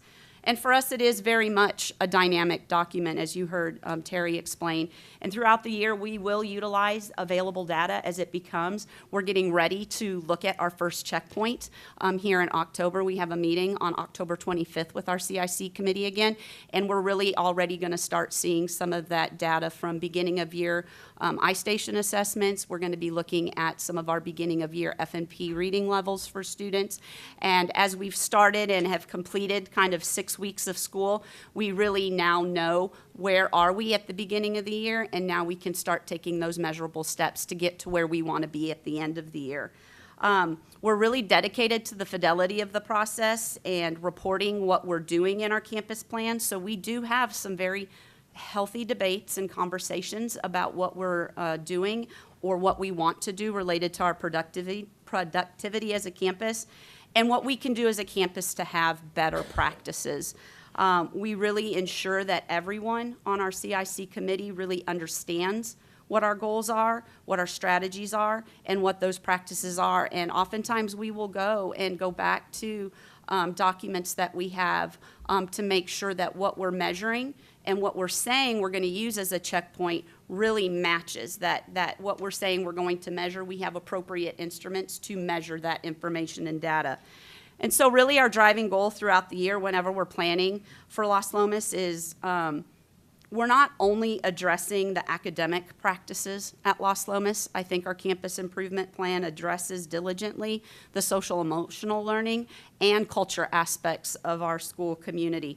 We have a very strong identity at Las Lomas as a school that is practicing Leader in Me and leadership skills with our students. And we're growing in our identity as one of the pilot STEAM schools this year. And so we want our campus plan overall to reflect that we're much more than what a single test score is going to say, and that we're going to be reduced to just a single letter grade. And so when people look at our campus plan, we want that message to be loud and clear, that we're much more than that, and that we are dedicated to our mission, which is to educate using innovative technology to create lifelong leaders and global stewards. And so that's how we do it at Las Lomas. And so at this time, if you have any questions for us, we're happy to answer them. Thank you, Ms. Lomas. Does anyone have any questions or comments? Nope. Great job to everyone. Thank you, Ms. Chiji. If there are no further questions, administrative staff recommends that the Board of Trustees approve the NEISD Campus Instructional Improvement Plans for the 18-19 school year as presented. Do I have a motion? So moved. You got it, Terri. All right, Ms. Williams, do I have a second? Ms. Second. Winkley? I'll second. All those in favor say aye. Aye. Aye. Opposed, the motion carries. Thank you. Item 3, possible action regarding request for English as a second language ESL program waiver. Dr. Newman. Thank you, President Grona, members of the board, Dr. Gottardy, executive staff, and guests. Alicia Alvarez Calderon, our Director for Bilingual and ESL Programs, will address this item. Good evening, Madam President, board members, Dr. Gottardy, executive staff, and guests. Representing the bilingual department, just to inform you, to let you know that districts every year, we are responsible for identifying English language learners. And after the identification of our English learners, we need to serve each student with the required programs dictated by the state. So every district that does not have the appropriate certified teachers to serve ELs in an ESL setting must request from the Commissioner of Education a waiver of the certification requirements for teachers who will provide ESL instruction. And this is K through 12. And so today we are recommending that the Board of Trustees approve the submission of the request for a waiver for the English as a second language program as presented. Did you? I just want to make sure you guys got the documents that are revised since the packet went out on Friday afternoon. Yeah. Okay, thank you. Does anybody have any questions about this? Seeing none, do I have a motion to approve the submission of the request for waiver for the English as a second language ESL program as presented? So moved. Thank you, Mr. Jaso. Do I have a second? Second. Thank you, Mr. Trevino. All those in favor say aye. Aye. Opposed, the motion carries. Thank you very much. Item 4, possible action regarding request for an exception to the bilingual education program. Dr. Newman. Thank you, President Grona, members of the board, Dr. Gottardy, executive staff, and guests. Alicia Alvarez Calderon will also address this item. So, like I just said, we're required to service our students in the appropriate program with the appropriate certified teachers. In this case, we have to have 20 or more students in one language classification across the district in a grade level. So it could be 20. We have plenty of Spanish speakers, and that's why we offer the bilingual program in Spanish. But in this case, we also have enough students for Vietnamese program and for an Arabic program. But we have them across the whole district. And so that's why we are unable to provide those services because it involves busing students from all over the district to just one location. And that's why we're requesting from the Commissioner of Education an exception to the bilingual education program. So again, we meet now the criteria for offering English Vietnamese and English Arabic bilingual programs. Hughey, we are unable to offer those programs at this time. Okay, does anybody have any questions about that? Go ahead, Ms. Hughey. Are those students getting help with when they do have language problems, though? Yes, we do service those students with ESL program, but not the bilingual program. I see. So a bilingual program is part of their day is in their native language, and the ESL program, it's all English, but with support and linguistic accommodations for the students to make sure they're successful academically. Great. Okay, thank you. And we got the Vietnamese numbers. Is there any way you can provide us the information for the Arabic 1819 numbers? Because the only one that I have is the Vietnamese numbers. Oh, I'm sorry. Yeah, I thought I had printed that. Yes, we do have that information. It's less amount. There's not as many as the Vietnamese. In fact, this is only the second year that we are applying for an exception for Arabic. But we've had the Vietnamese for maybe 4 or 5 years now. But I can provide that to you tomorrow, early morning. Thank you. Sorry about that. There were reports in the agenda, so I don't know if this that was given to us was because it was different, but they were, I don't know. Okay. All right. Any other questions or comments?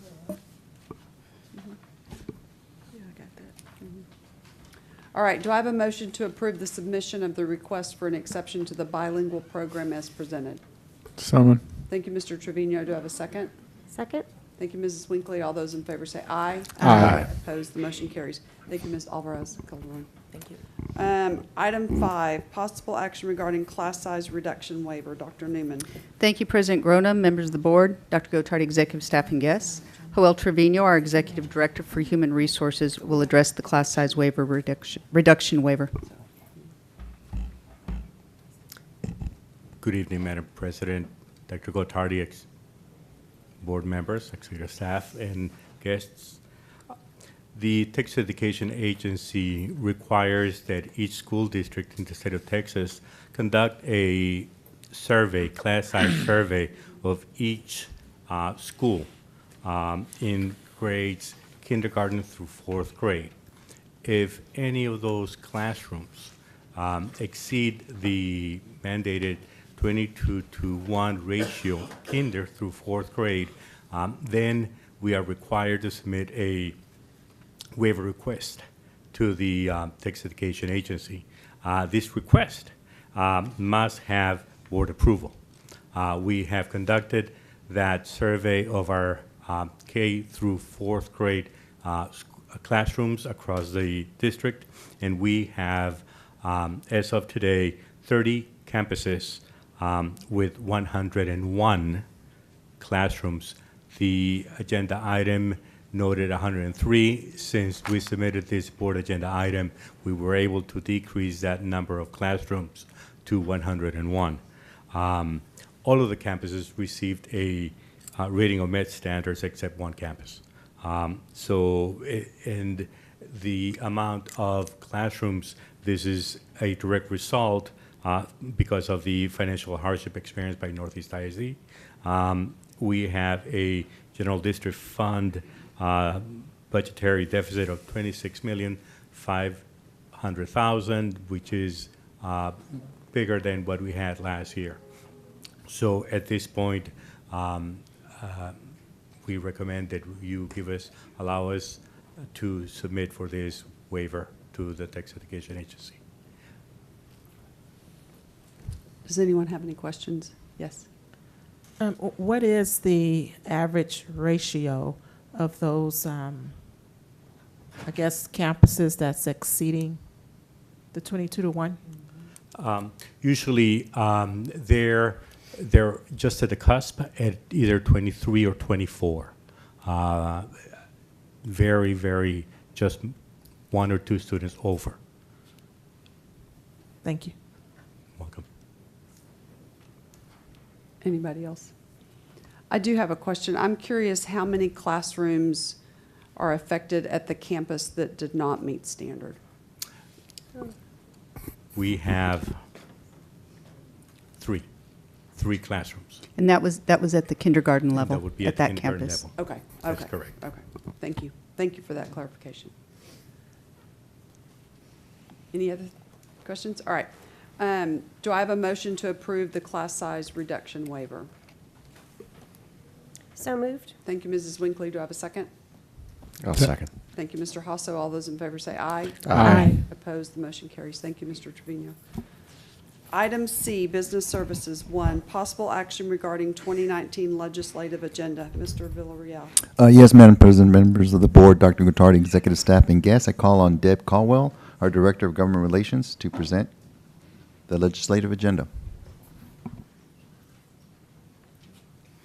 Thank you, Madam President, members of the board, Dr. Gottardy, executive staff, and guests. Tonight I'm bringing forward for your consideration the 2019 legislative agenda for the 86th legislature. As a reminder, a legislative agenda is helpful to staff to help guide our conversations when we are at the Capitol or meeting with elected officials of our proposed priorities. So if Jason would be so kind just to scroll through, you'll see that to the items that you reviewed last month, I have made some changes. As you requested, I revised 10 items to begin the priorities with specific verbs to articulate our ask more precisely. I also revised the item related to charter school expansion on the second page under local control to make sure that we added language regarding transparency in the amendment process. So again, I thank you for your consideration of the 2019 legislative agenda. It's very helpful to us, and I would be happy to take any questions. Any questions for Deb? No, just a comment. Thank you so much for doing all this. I mean, it's amazing. That seems to be the word for tonight. Oh.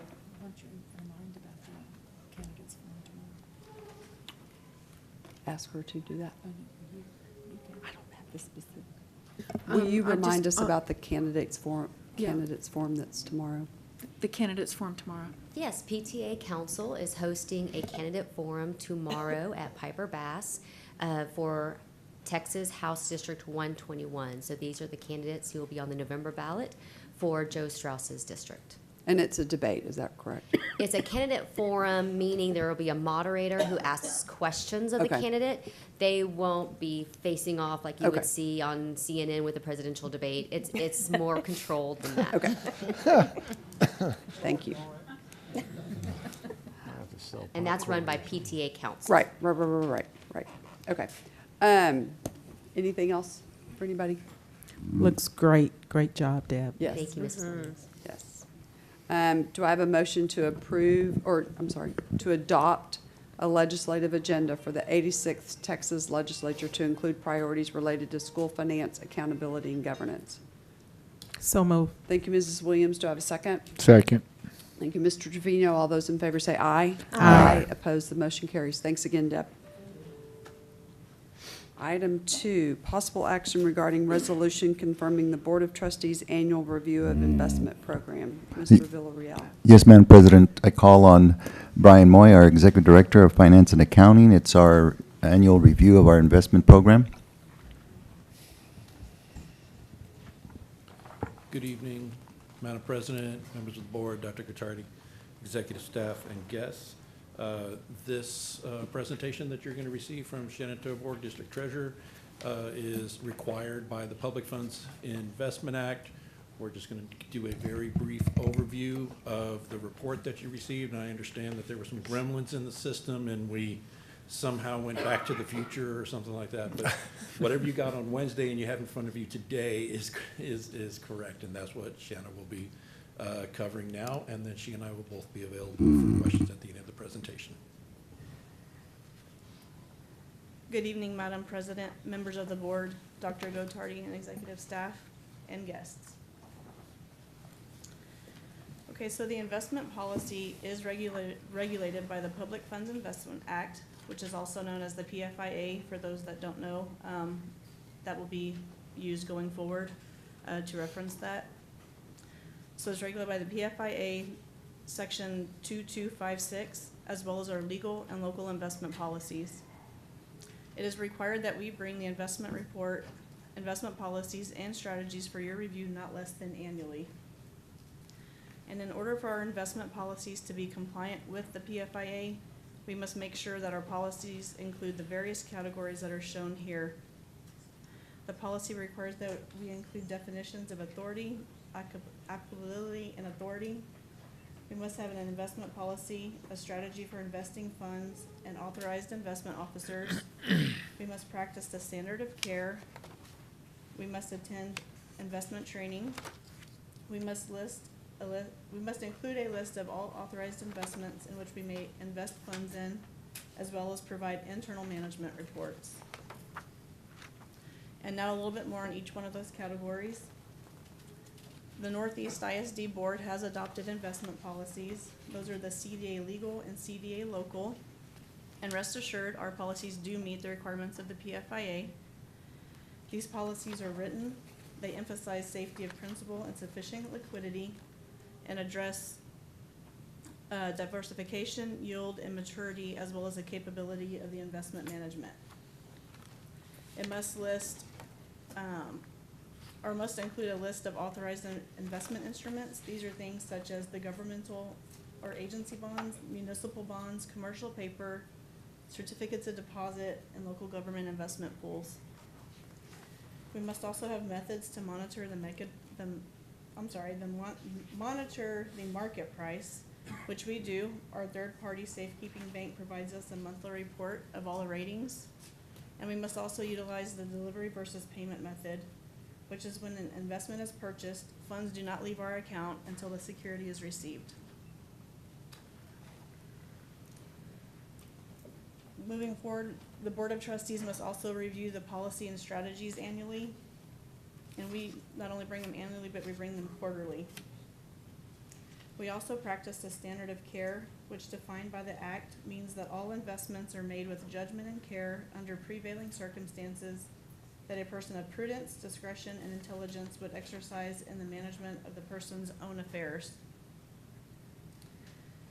The board must designate one or more investment officers. We at Northeast have 4. That is our CFO, our Executive Director of Finance, the Treasurer, and the Treasury Accountant. We as investment officers must receive 10 hours of investment training on the PFIA within the first 12 months of taking office or assuming duties, and then 8 hours, not less than every 2 years on an ongoing basis. And lastly, we have internal controls, and these are established to help safeguard our investments, and they are reviewed both by our internal and external auditors.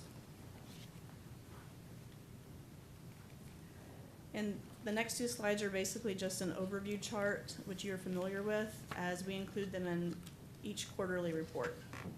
It's just a summary of all those items that were just listed and that we are indeed compliant.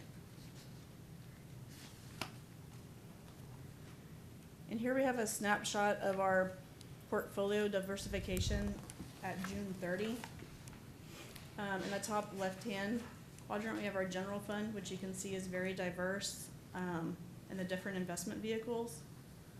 And then the top right-hand corner, we have the debt service fund. And this one has a larger percentage in the investment pools at June 30 because we are anticipating making the August 1st debt service payment. We have 100% in the investment pools for the capital projects fund. This is due to the minimal funds being available in the earlier bond funds, as well, because we're paying the invoices as they come due on those bonds, and as well as the commercial paper program that we now have in place. It's more on a real-time basis spending versus receiving a lump sum when we issue the debt, and then investing the funds out on a ladder until they're needed. The commercial paper program again is more of a real-time spending scenario. And then on the bottom right hand, we have all other, which are our health insurance, dental, and workers' comp funds. And we leave a lot more liquid there, as you can see, the 62.7% to pay the weekly, monthly invoices.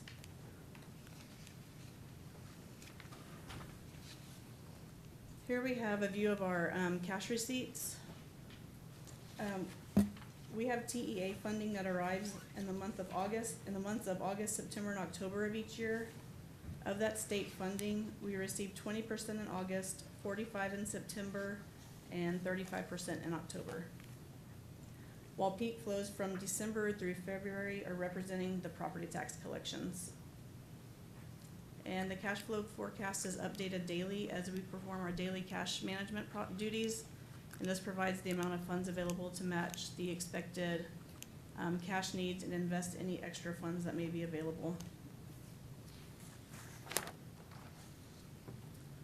Next, we have our cash disbursements throughout the year. For the last 3 years, basically the trend is the same. In December, we have a push in accounts payable to get all the invoices paid before we leave for the winter break at the end of the calendar year. We have 3 biweekly payrolls in December and June. And in January, we're playing catch up from the holiday break. And then it begins to rise a bit again in May and June as we try to get invoices paid before the end of the fiscal year.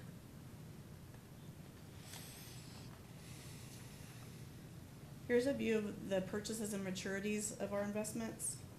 They changed quite a bit from last fiscal year. We had less purchases in the general fund this year because we knew we were going to be receiving less funding from TEA. We started holding on to our liquidity to meet the daily disbursements.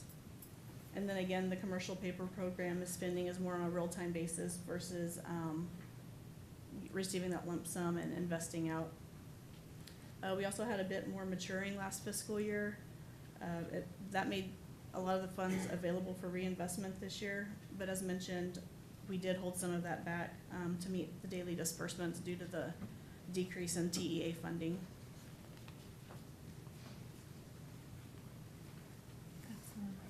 is a look at our portfolio performance versus the investment pools.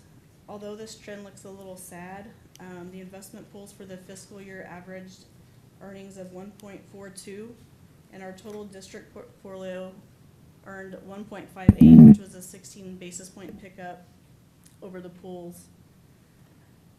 This year, the Fed funds hikes were rather quick. On September 26th of 2018, the Federal Open Market Committee, or the FOMC, voted unanimously to raise the federal funds target rate to a range of 2 to 2.5%. This was the third hike of 2018 and the 8th since the FOMC started raising rates in December of 2015. Projections are signaling another 25% basis increase in 2018, which is likely to be held this December, with the latest I've been reading with 3 more projected rate hikes for next calendar year. So with that being said, for our portfolio, as some of our older investments begin to mature, we will be able to take advantage of some of the increased pool rates. And in your packet, you have the first quarter investment report, and you can see that this trend is already starting to tick back up for the first quarter of this fiscal year.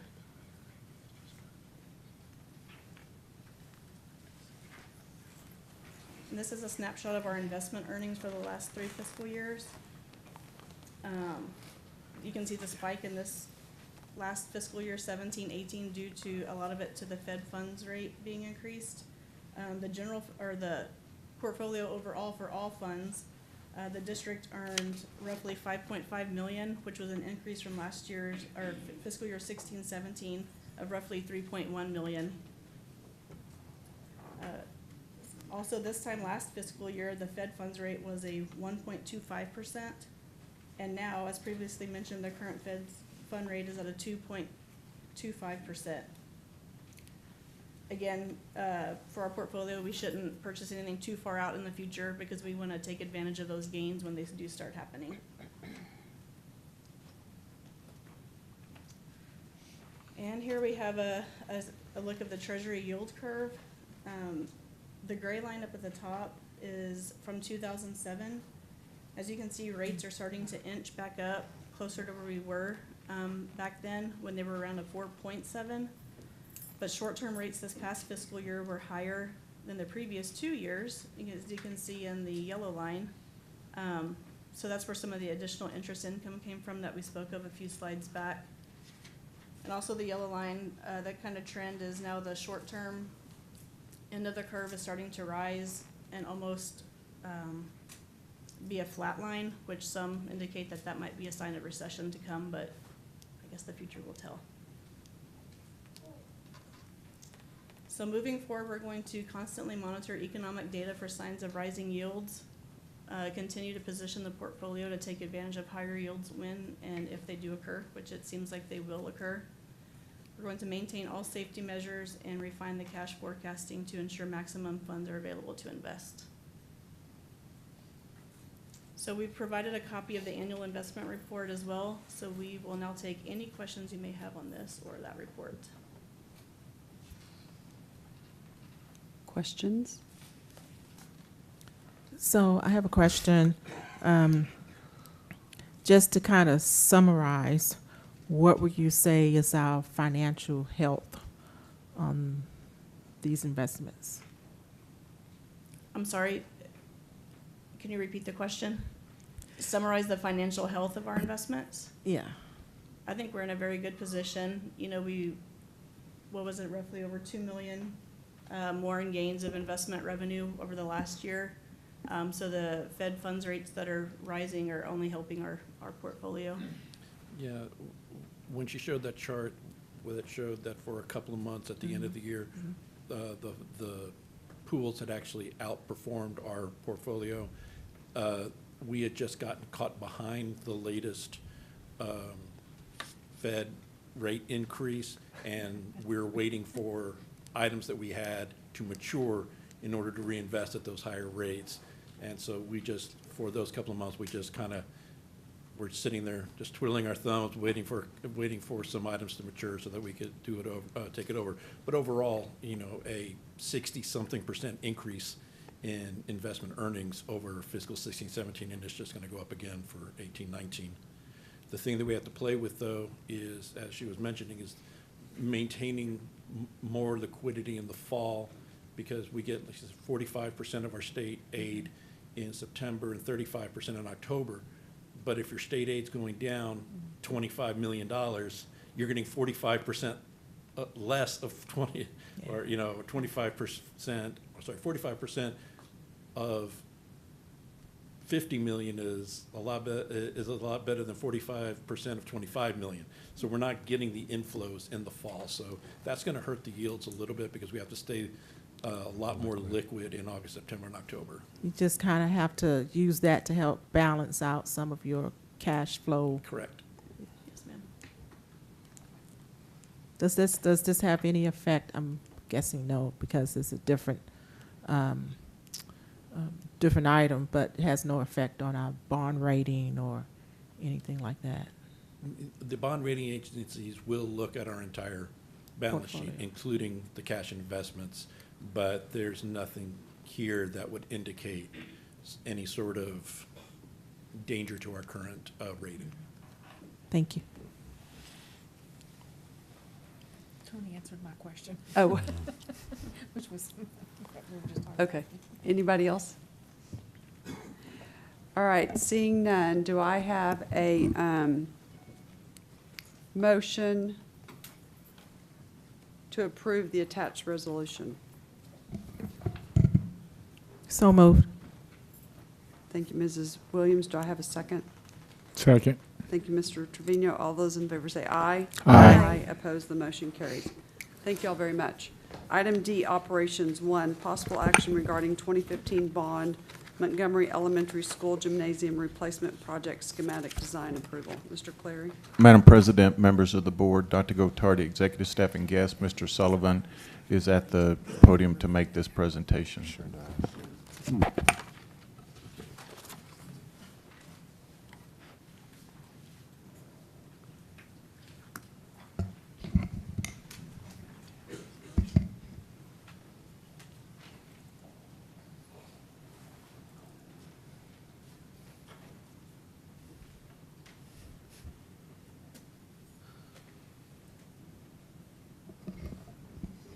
Good evening, Madam President.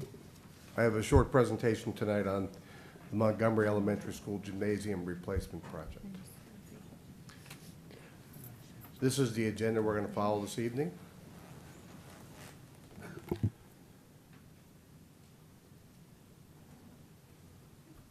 Before I begin, I'd like to introduce some members of the design team that are here this evening. We have with the architectural firm of Carlson Lambers, we have Sean Carlson, Ms. Lambers, and Fernando Garcia. They're the three architects that are supporting the development of our project design. Thank you all for being here. And the leaders of the design team, and the other design engineer professionals are shown here on this slide. We have a good, solid team that's going to be developing the design for this project. As you may recall, in August, at the board meeting, I came to you and recommended that we spend some of the construction contingency to build a new gymnasium at Montgomery instead of renovating the existing gym. This presentation now brings you to the point where we're going to recommend this evening the approval of the schematic design of the project. This is a site aerial of the Montgomery Elementary School campus.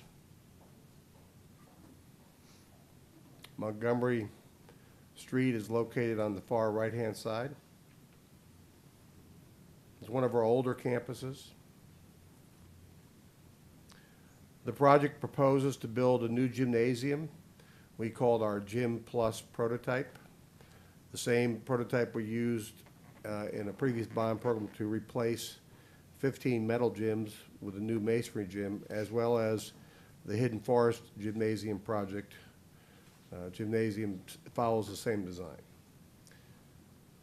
The main component of the project, obviously, is the gymnasium area, which is a gym and a half in terms of square footage. It includes restrooms for boys and girls, office for the PE coaches. It has a small lobby, It has storage for outdoor and indoor equipment. Additionally, we'll be doing various site infrastructure improvements to support the construction of the new facility, including landscape, irrigation, drainage, site utilities, asphalt, and hardscape, which is the concrete sidewalks. All right, now to show you in perspective where the gym is proposed to be sited, this is an aerial view looking directly down at the campus, and I'm going to focus your attention in this area where the yellow playground sunshade is located. That's where the new gymnasium is going to be located. So it has good connectivity to the campus along the main spine. There's an existing covered walkway right here that goes to the existing gym, and we're going to tie right into that so that all the gyms are connected. We'll have an outdoor blacktop area with basketball goals. Currently, they don't have any basketball goals on their blacktop, which is to the north side of the existing gym. And then we have the playground area that's located between the outdoor blacktop and the property line. We are delaying construction of the track because we will need access in this area. We'll need access around the back of the property in order to build a gymnasium. And as soon as that gymnasium is open, we'll complete the track project, which will take us about 6 weeks. Some things that we did not anticipate when we talked to you in August that the design team has learned from doing some reviews with the city is we're going to need to add a fire lane here to support these portables. Currently, we don't have the right fire lane access for the portables based on the newest code. And we also will have a fire lane that's going to wrap around. You can see part of it here from the existing asphalt area, wrap around so that the fire trucks have access to the back of our property and the facilities. Schematically, this shows you those two fire lanes. Here's the one at the north end and the one at the south end. You see the gym, the outdoor blacktop area, and then the playgrounds. One of the advantages of this design is a PE teacher out here on the blacktop has good observation of the kids on the track as well as the various playground areas when they come out of the gym to do outdoor activities. So there's good line of sight connectivity of all the outdoor areas.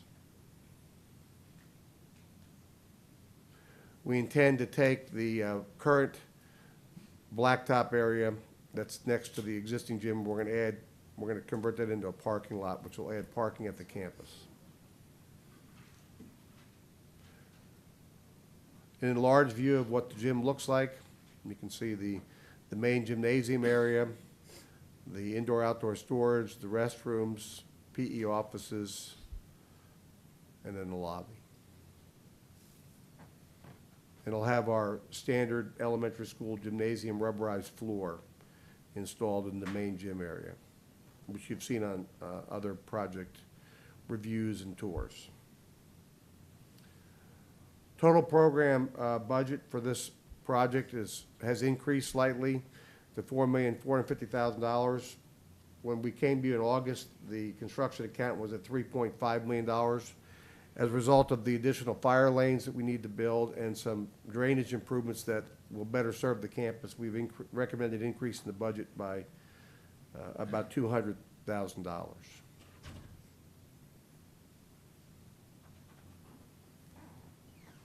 The architect has put together their cost estimate, which you can see here on the left-hand side, and I'll just point out to you at the bottom, the largest line items in the budget are exterior improvements and site utilities and other utilities.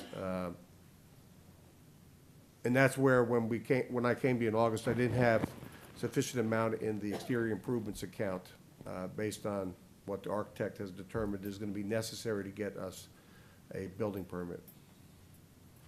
We do have the funding, though, within the construction contingency to fund that additional amount of money.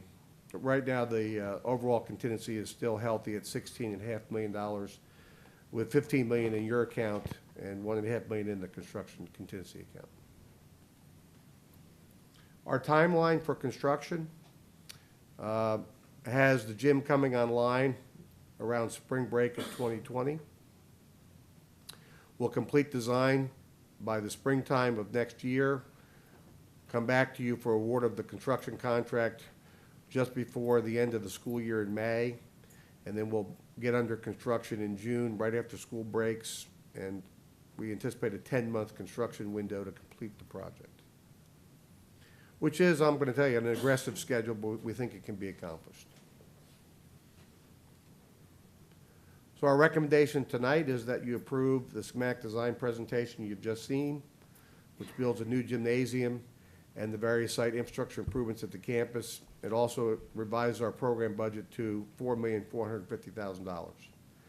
I'm happy to answer any questions that you may have. A lobby for a gym, is that a new concept? I don't know that I've ever. It's a small lobby. It's really just an area, Ms. Winkley, to create a place where you're not going to have the hot air from the outside directly pouring into the gym area. It's a place where that air can mix as the students leave and come in. And then I have another question. Yes, The yellow, you said, you were kind of circling around that yellow tent. What is that yellow tent? That's a playground area that's covered with a play shade structure. Okay, and having raised a lot of funds back in my PTA days, is that something that NEISD now covers, or something that the school would then have to, again, fundraise to cover their new existing? We'll completely fund to move that playground and the sunshade to the new area that's in the bottom right-hand corner of the campus. Okay. The bond installed those in the 2003 You're bond. dating me. Before that, they were PTA funded, Yes. and so the bond did take that over in 2003. Yes, thank you. Now, that's a good question. The sunshades that we put in 03, or the playgrounds were put in 03, and then we put the sunshades in the next bond. Those sunshades do not have a life expectancy of infinity. Really, it's about 10 years. So in the next bond program, we'll actually have I'll recommend a line item that we have money reserved to go back and to replace sunshades that have worn out. Okay. Because by the time the next bond program passes, we're going to be past the 10 years. It's going to be ready to replace them. Because we don't want to put the onus of doing that on the M&O program or the campuses, because they're expensive. Those sunshades are pretty expensive, hundreds of thousands of dollars. Yes, we depending sold on a the lot of size. popcorn. Yes. Yeah. Yes, we did. I know what you mean. So that's a good question. Thank you.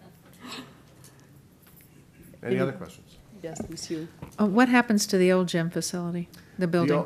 Just like we did in the previous projects, where we actually went out, under Mr.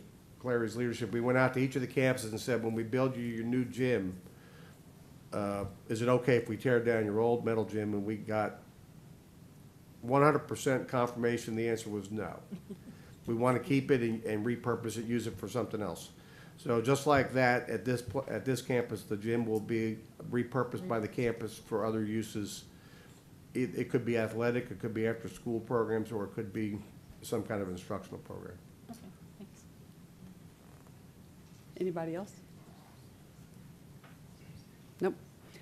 All right, do I have a motion to approve the schematic design presentation for the 2015 Bond Montgomery Elementary School Gymnasium Replacement Project, and authorize the full development of design and construction documents for this project? So moved. Thank you, Mrs. Winkley. Do I have a second? Second. Thank you, Mrs. Williams. All those in favor say aye. Aye. Opposed, the motion carries. Thank you, Mr. Sullivan. Ms. Grona, since the next agenda item is the consent agenda. Yes. There are some consultants and contractors here for items that are not going to be presented. I'd like to introduce them, if that would be all right. Of course. All right, for the Hidden Forest Project, we have Paul Lindsay, stand up please, with Morganti Casillas Construction, and Mackenzie Faulkner, who's the project manager. Paul's the senior project manager. They both represent the contractor. And then we have Tony Stornato, the architect of this project, who I'll just say to you has been one of only a few architects that have actually had a project in all 6 previous bond programs. Oh, wow. Wow. There's only a couple that fit that category, and Tony's one of them. Okay. Thank you One all of for our being best architects. Thank you. Thank you all for being here.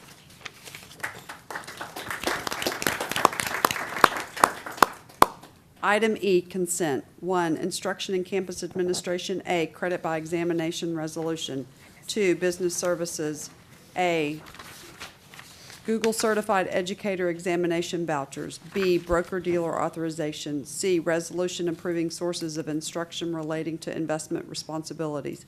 D, waiver of penalties and interest. E, 50,000 purchases. F, bid items. 3, operations. A, 2015 bond program, Northeast Sports Park Main Entrance Improvements Project Bid Authorization Approval. B, 2015 bond, Hidden Forest Elementary School additions and renovations, Construction Manager at Risk Phase 2, Admin and Athletic additions and campus renovations, Project Bid Award Approval. C, 2015 bond, Northeast ISD Police Department additions and renovations, Job Order Contract Project Bid Award Approval. D, 2015 bond program, Lee High School Phase 2 re-roofing and roof-related work project bid authorization approval. E, professional services contracts, construction contracts, and related contract amendments supporting the 2015 bond design and construction requirements. 4, minutes from September 2018. 5, end of consent. Do I have a board member wishing to pull an item from consent? Seeing none, do I have a motion to approve consent? So moved. Thank you, Mr. Hasso. Do I have a second? Second. Thank you, Mr. Trevino. All those in favor say aye. Aye. Opposed, the motion carries. Number 9, reports. A, first quarter investment report, that's been provided for you. B, awarded bid report, that's been provided for you. 10, matters from the floor. I read the instructions for that earlier, so I'm not going to repeat the instructions if that's okay. Thank you. Ms. Hughey? George Masakis?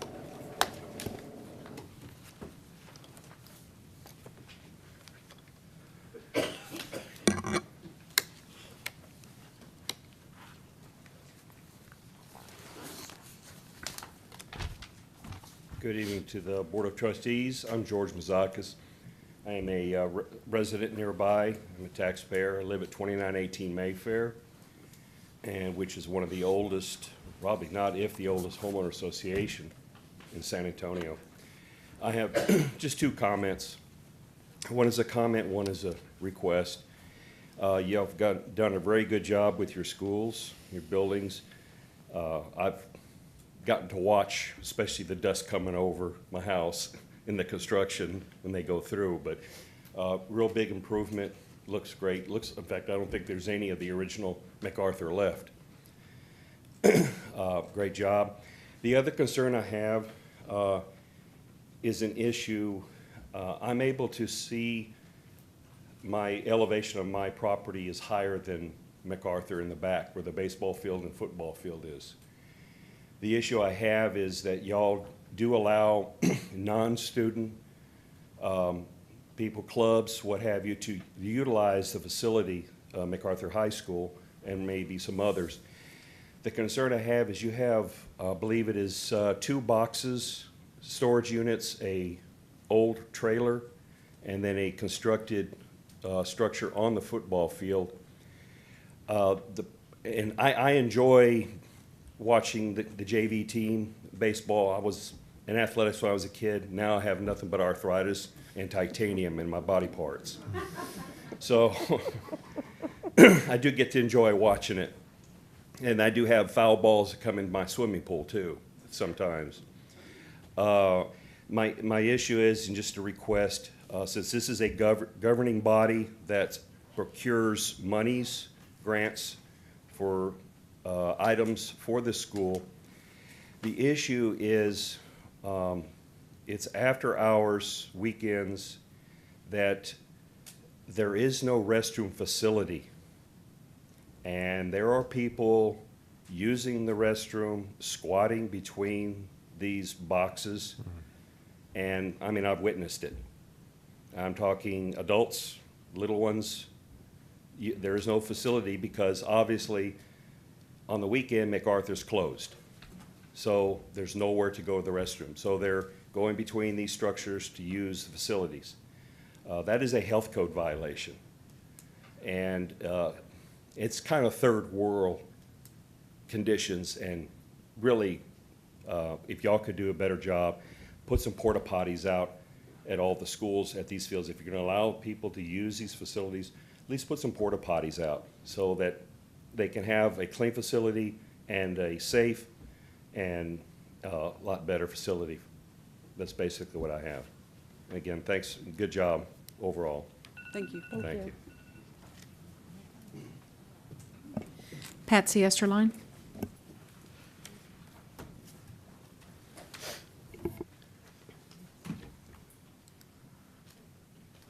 Good evening, Madam President, board members, Dr. Gottardy, executive staff, and guests.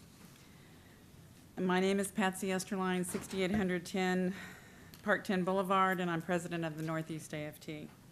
As we said last month, a priority for Northeast AFT and other AFT locals is to educate teachers, support personnel, parents, and the public on the harm that charter schools do to public education in general and students in particular. We appreciate the efforts of Go Public in the beginning to tell the story of how well public schools perform, and the excellent record of our schools speak for themselves. However, these do not overcome the propaganda that charter schools generate. Charter schools underperform when compared to public schools. There's a documentary to tell that story called Backpack Full of Cash. Our sister local, the San Antonio Alliance of Teachers and Support Personnel, sponsored a showing of it at the National NAACP Convention in San Antonio this past summer. The documentary was so well received that the San Antonio Alliance and the San Antonio NAACP are co-sponsoring a showing at the Carver Center on October the 18th. We encourage board members, administrators, and those in the audience to attend. The showing is free and open to the public, but please RSVP. If you know groups who would like to show the documentary, we will be glad to work with you and share the cost. In Socorro ISD, the superintendent showed it to the principals, followed by a showing to the teachers on a professional development day. Thank you for your attention. Now, with your consent, I will have my able-bodied assistant, Mr. Tom Cummings, distribute the flyers with information on the showing of Backpack Full of Cash. You can give them to Marie. That'd be great. Thank you. Thanks.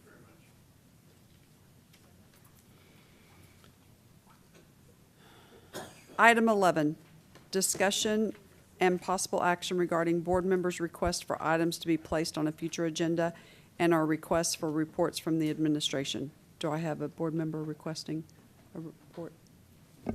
If we could get some information on the subject brought up by the speaker, Mr. Mazakis, at MacArthur, that would be good.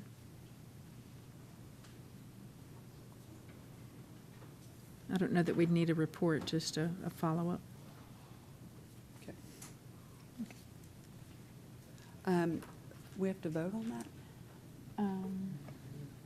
Yeah, we do. Yeah, we do. So I move to just get some follow-up on the request by Mr. Mazakis. I'll second that. Okay.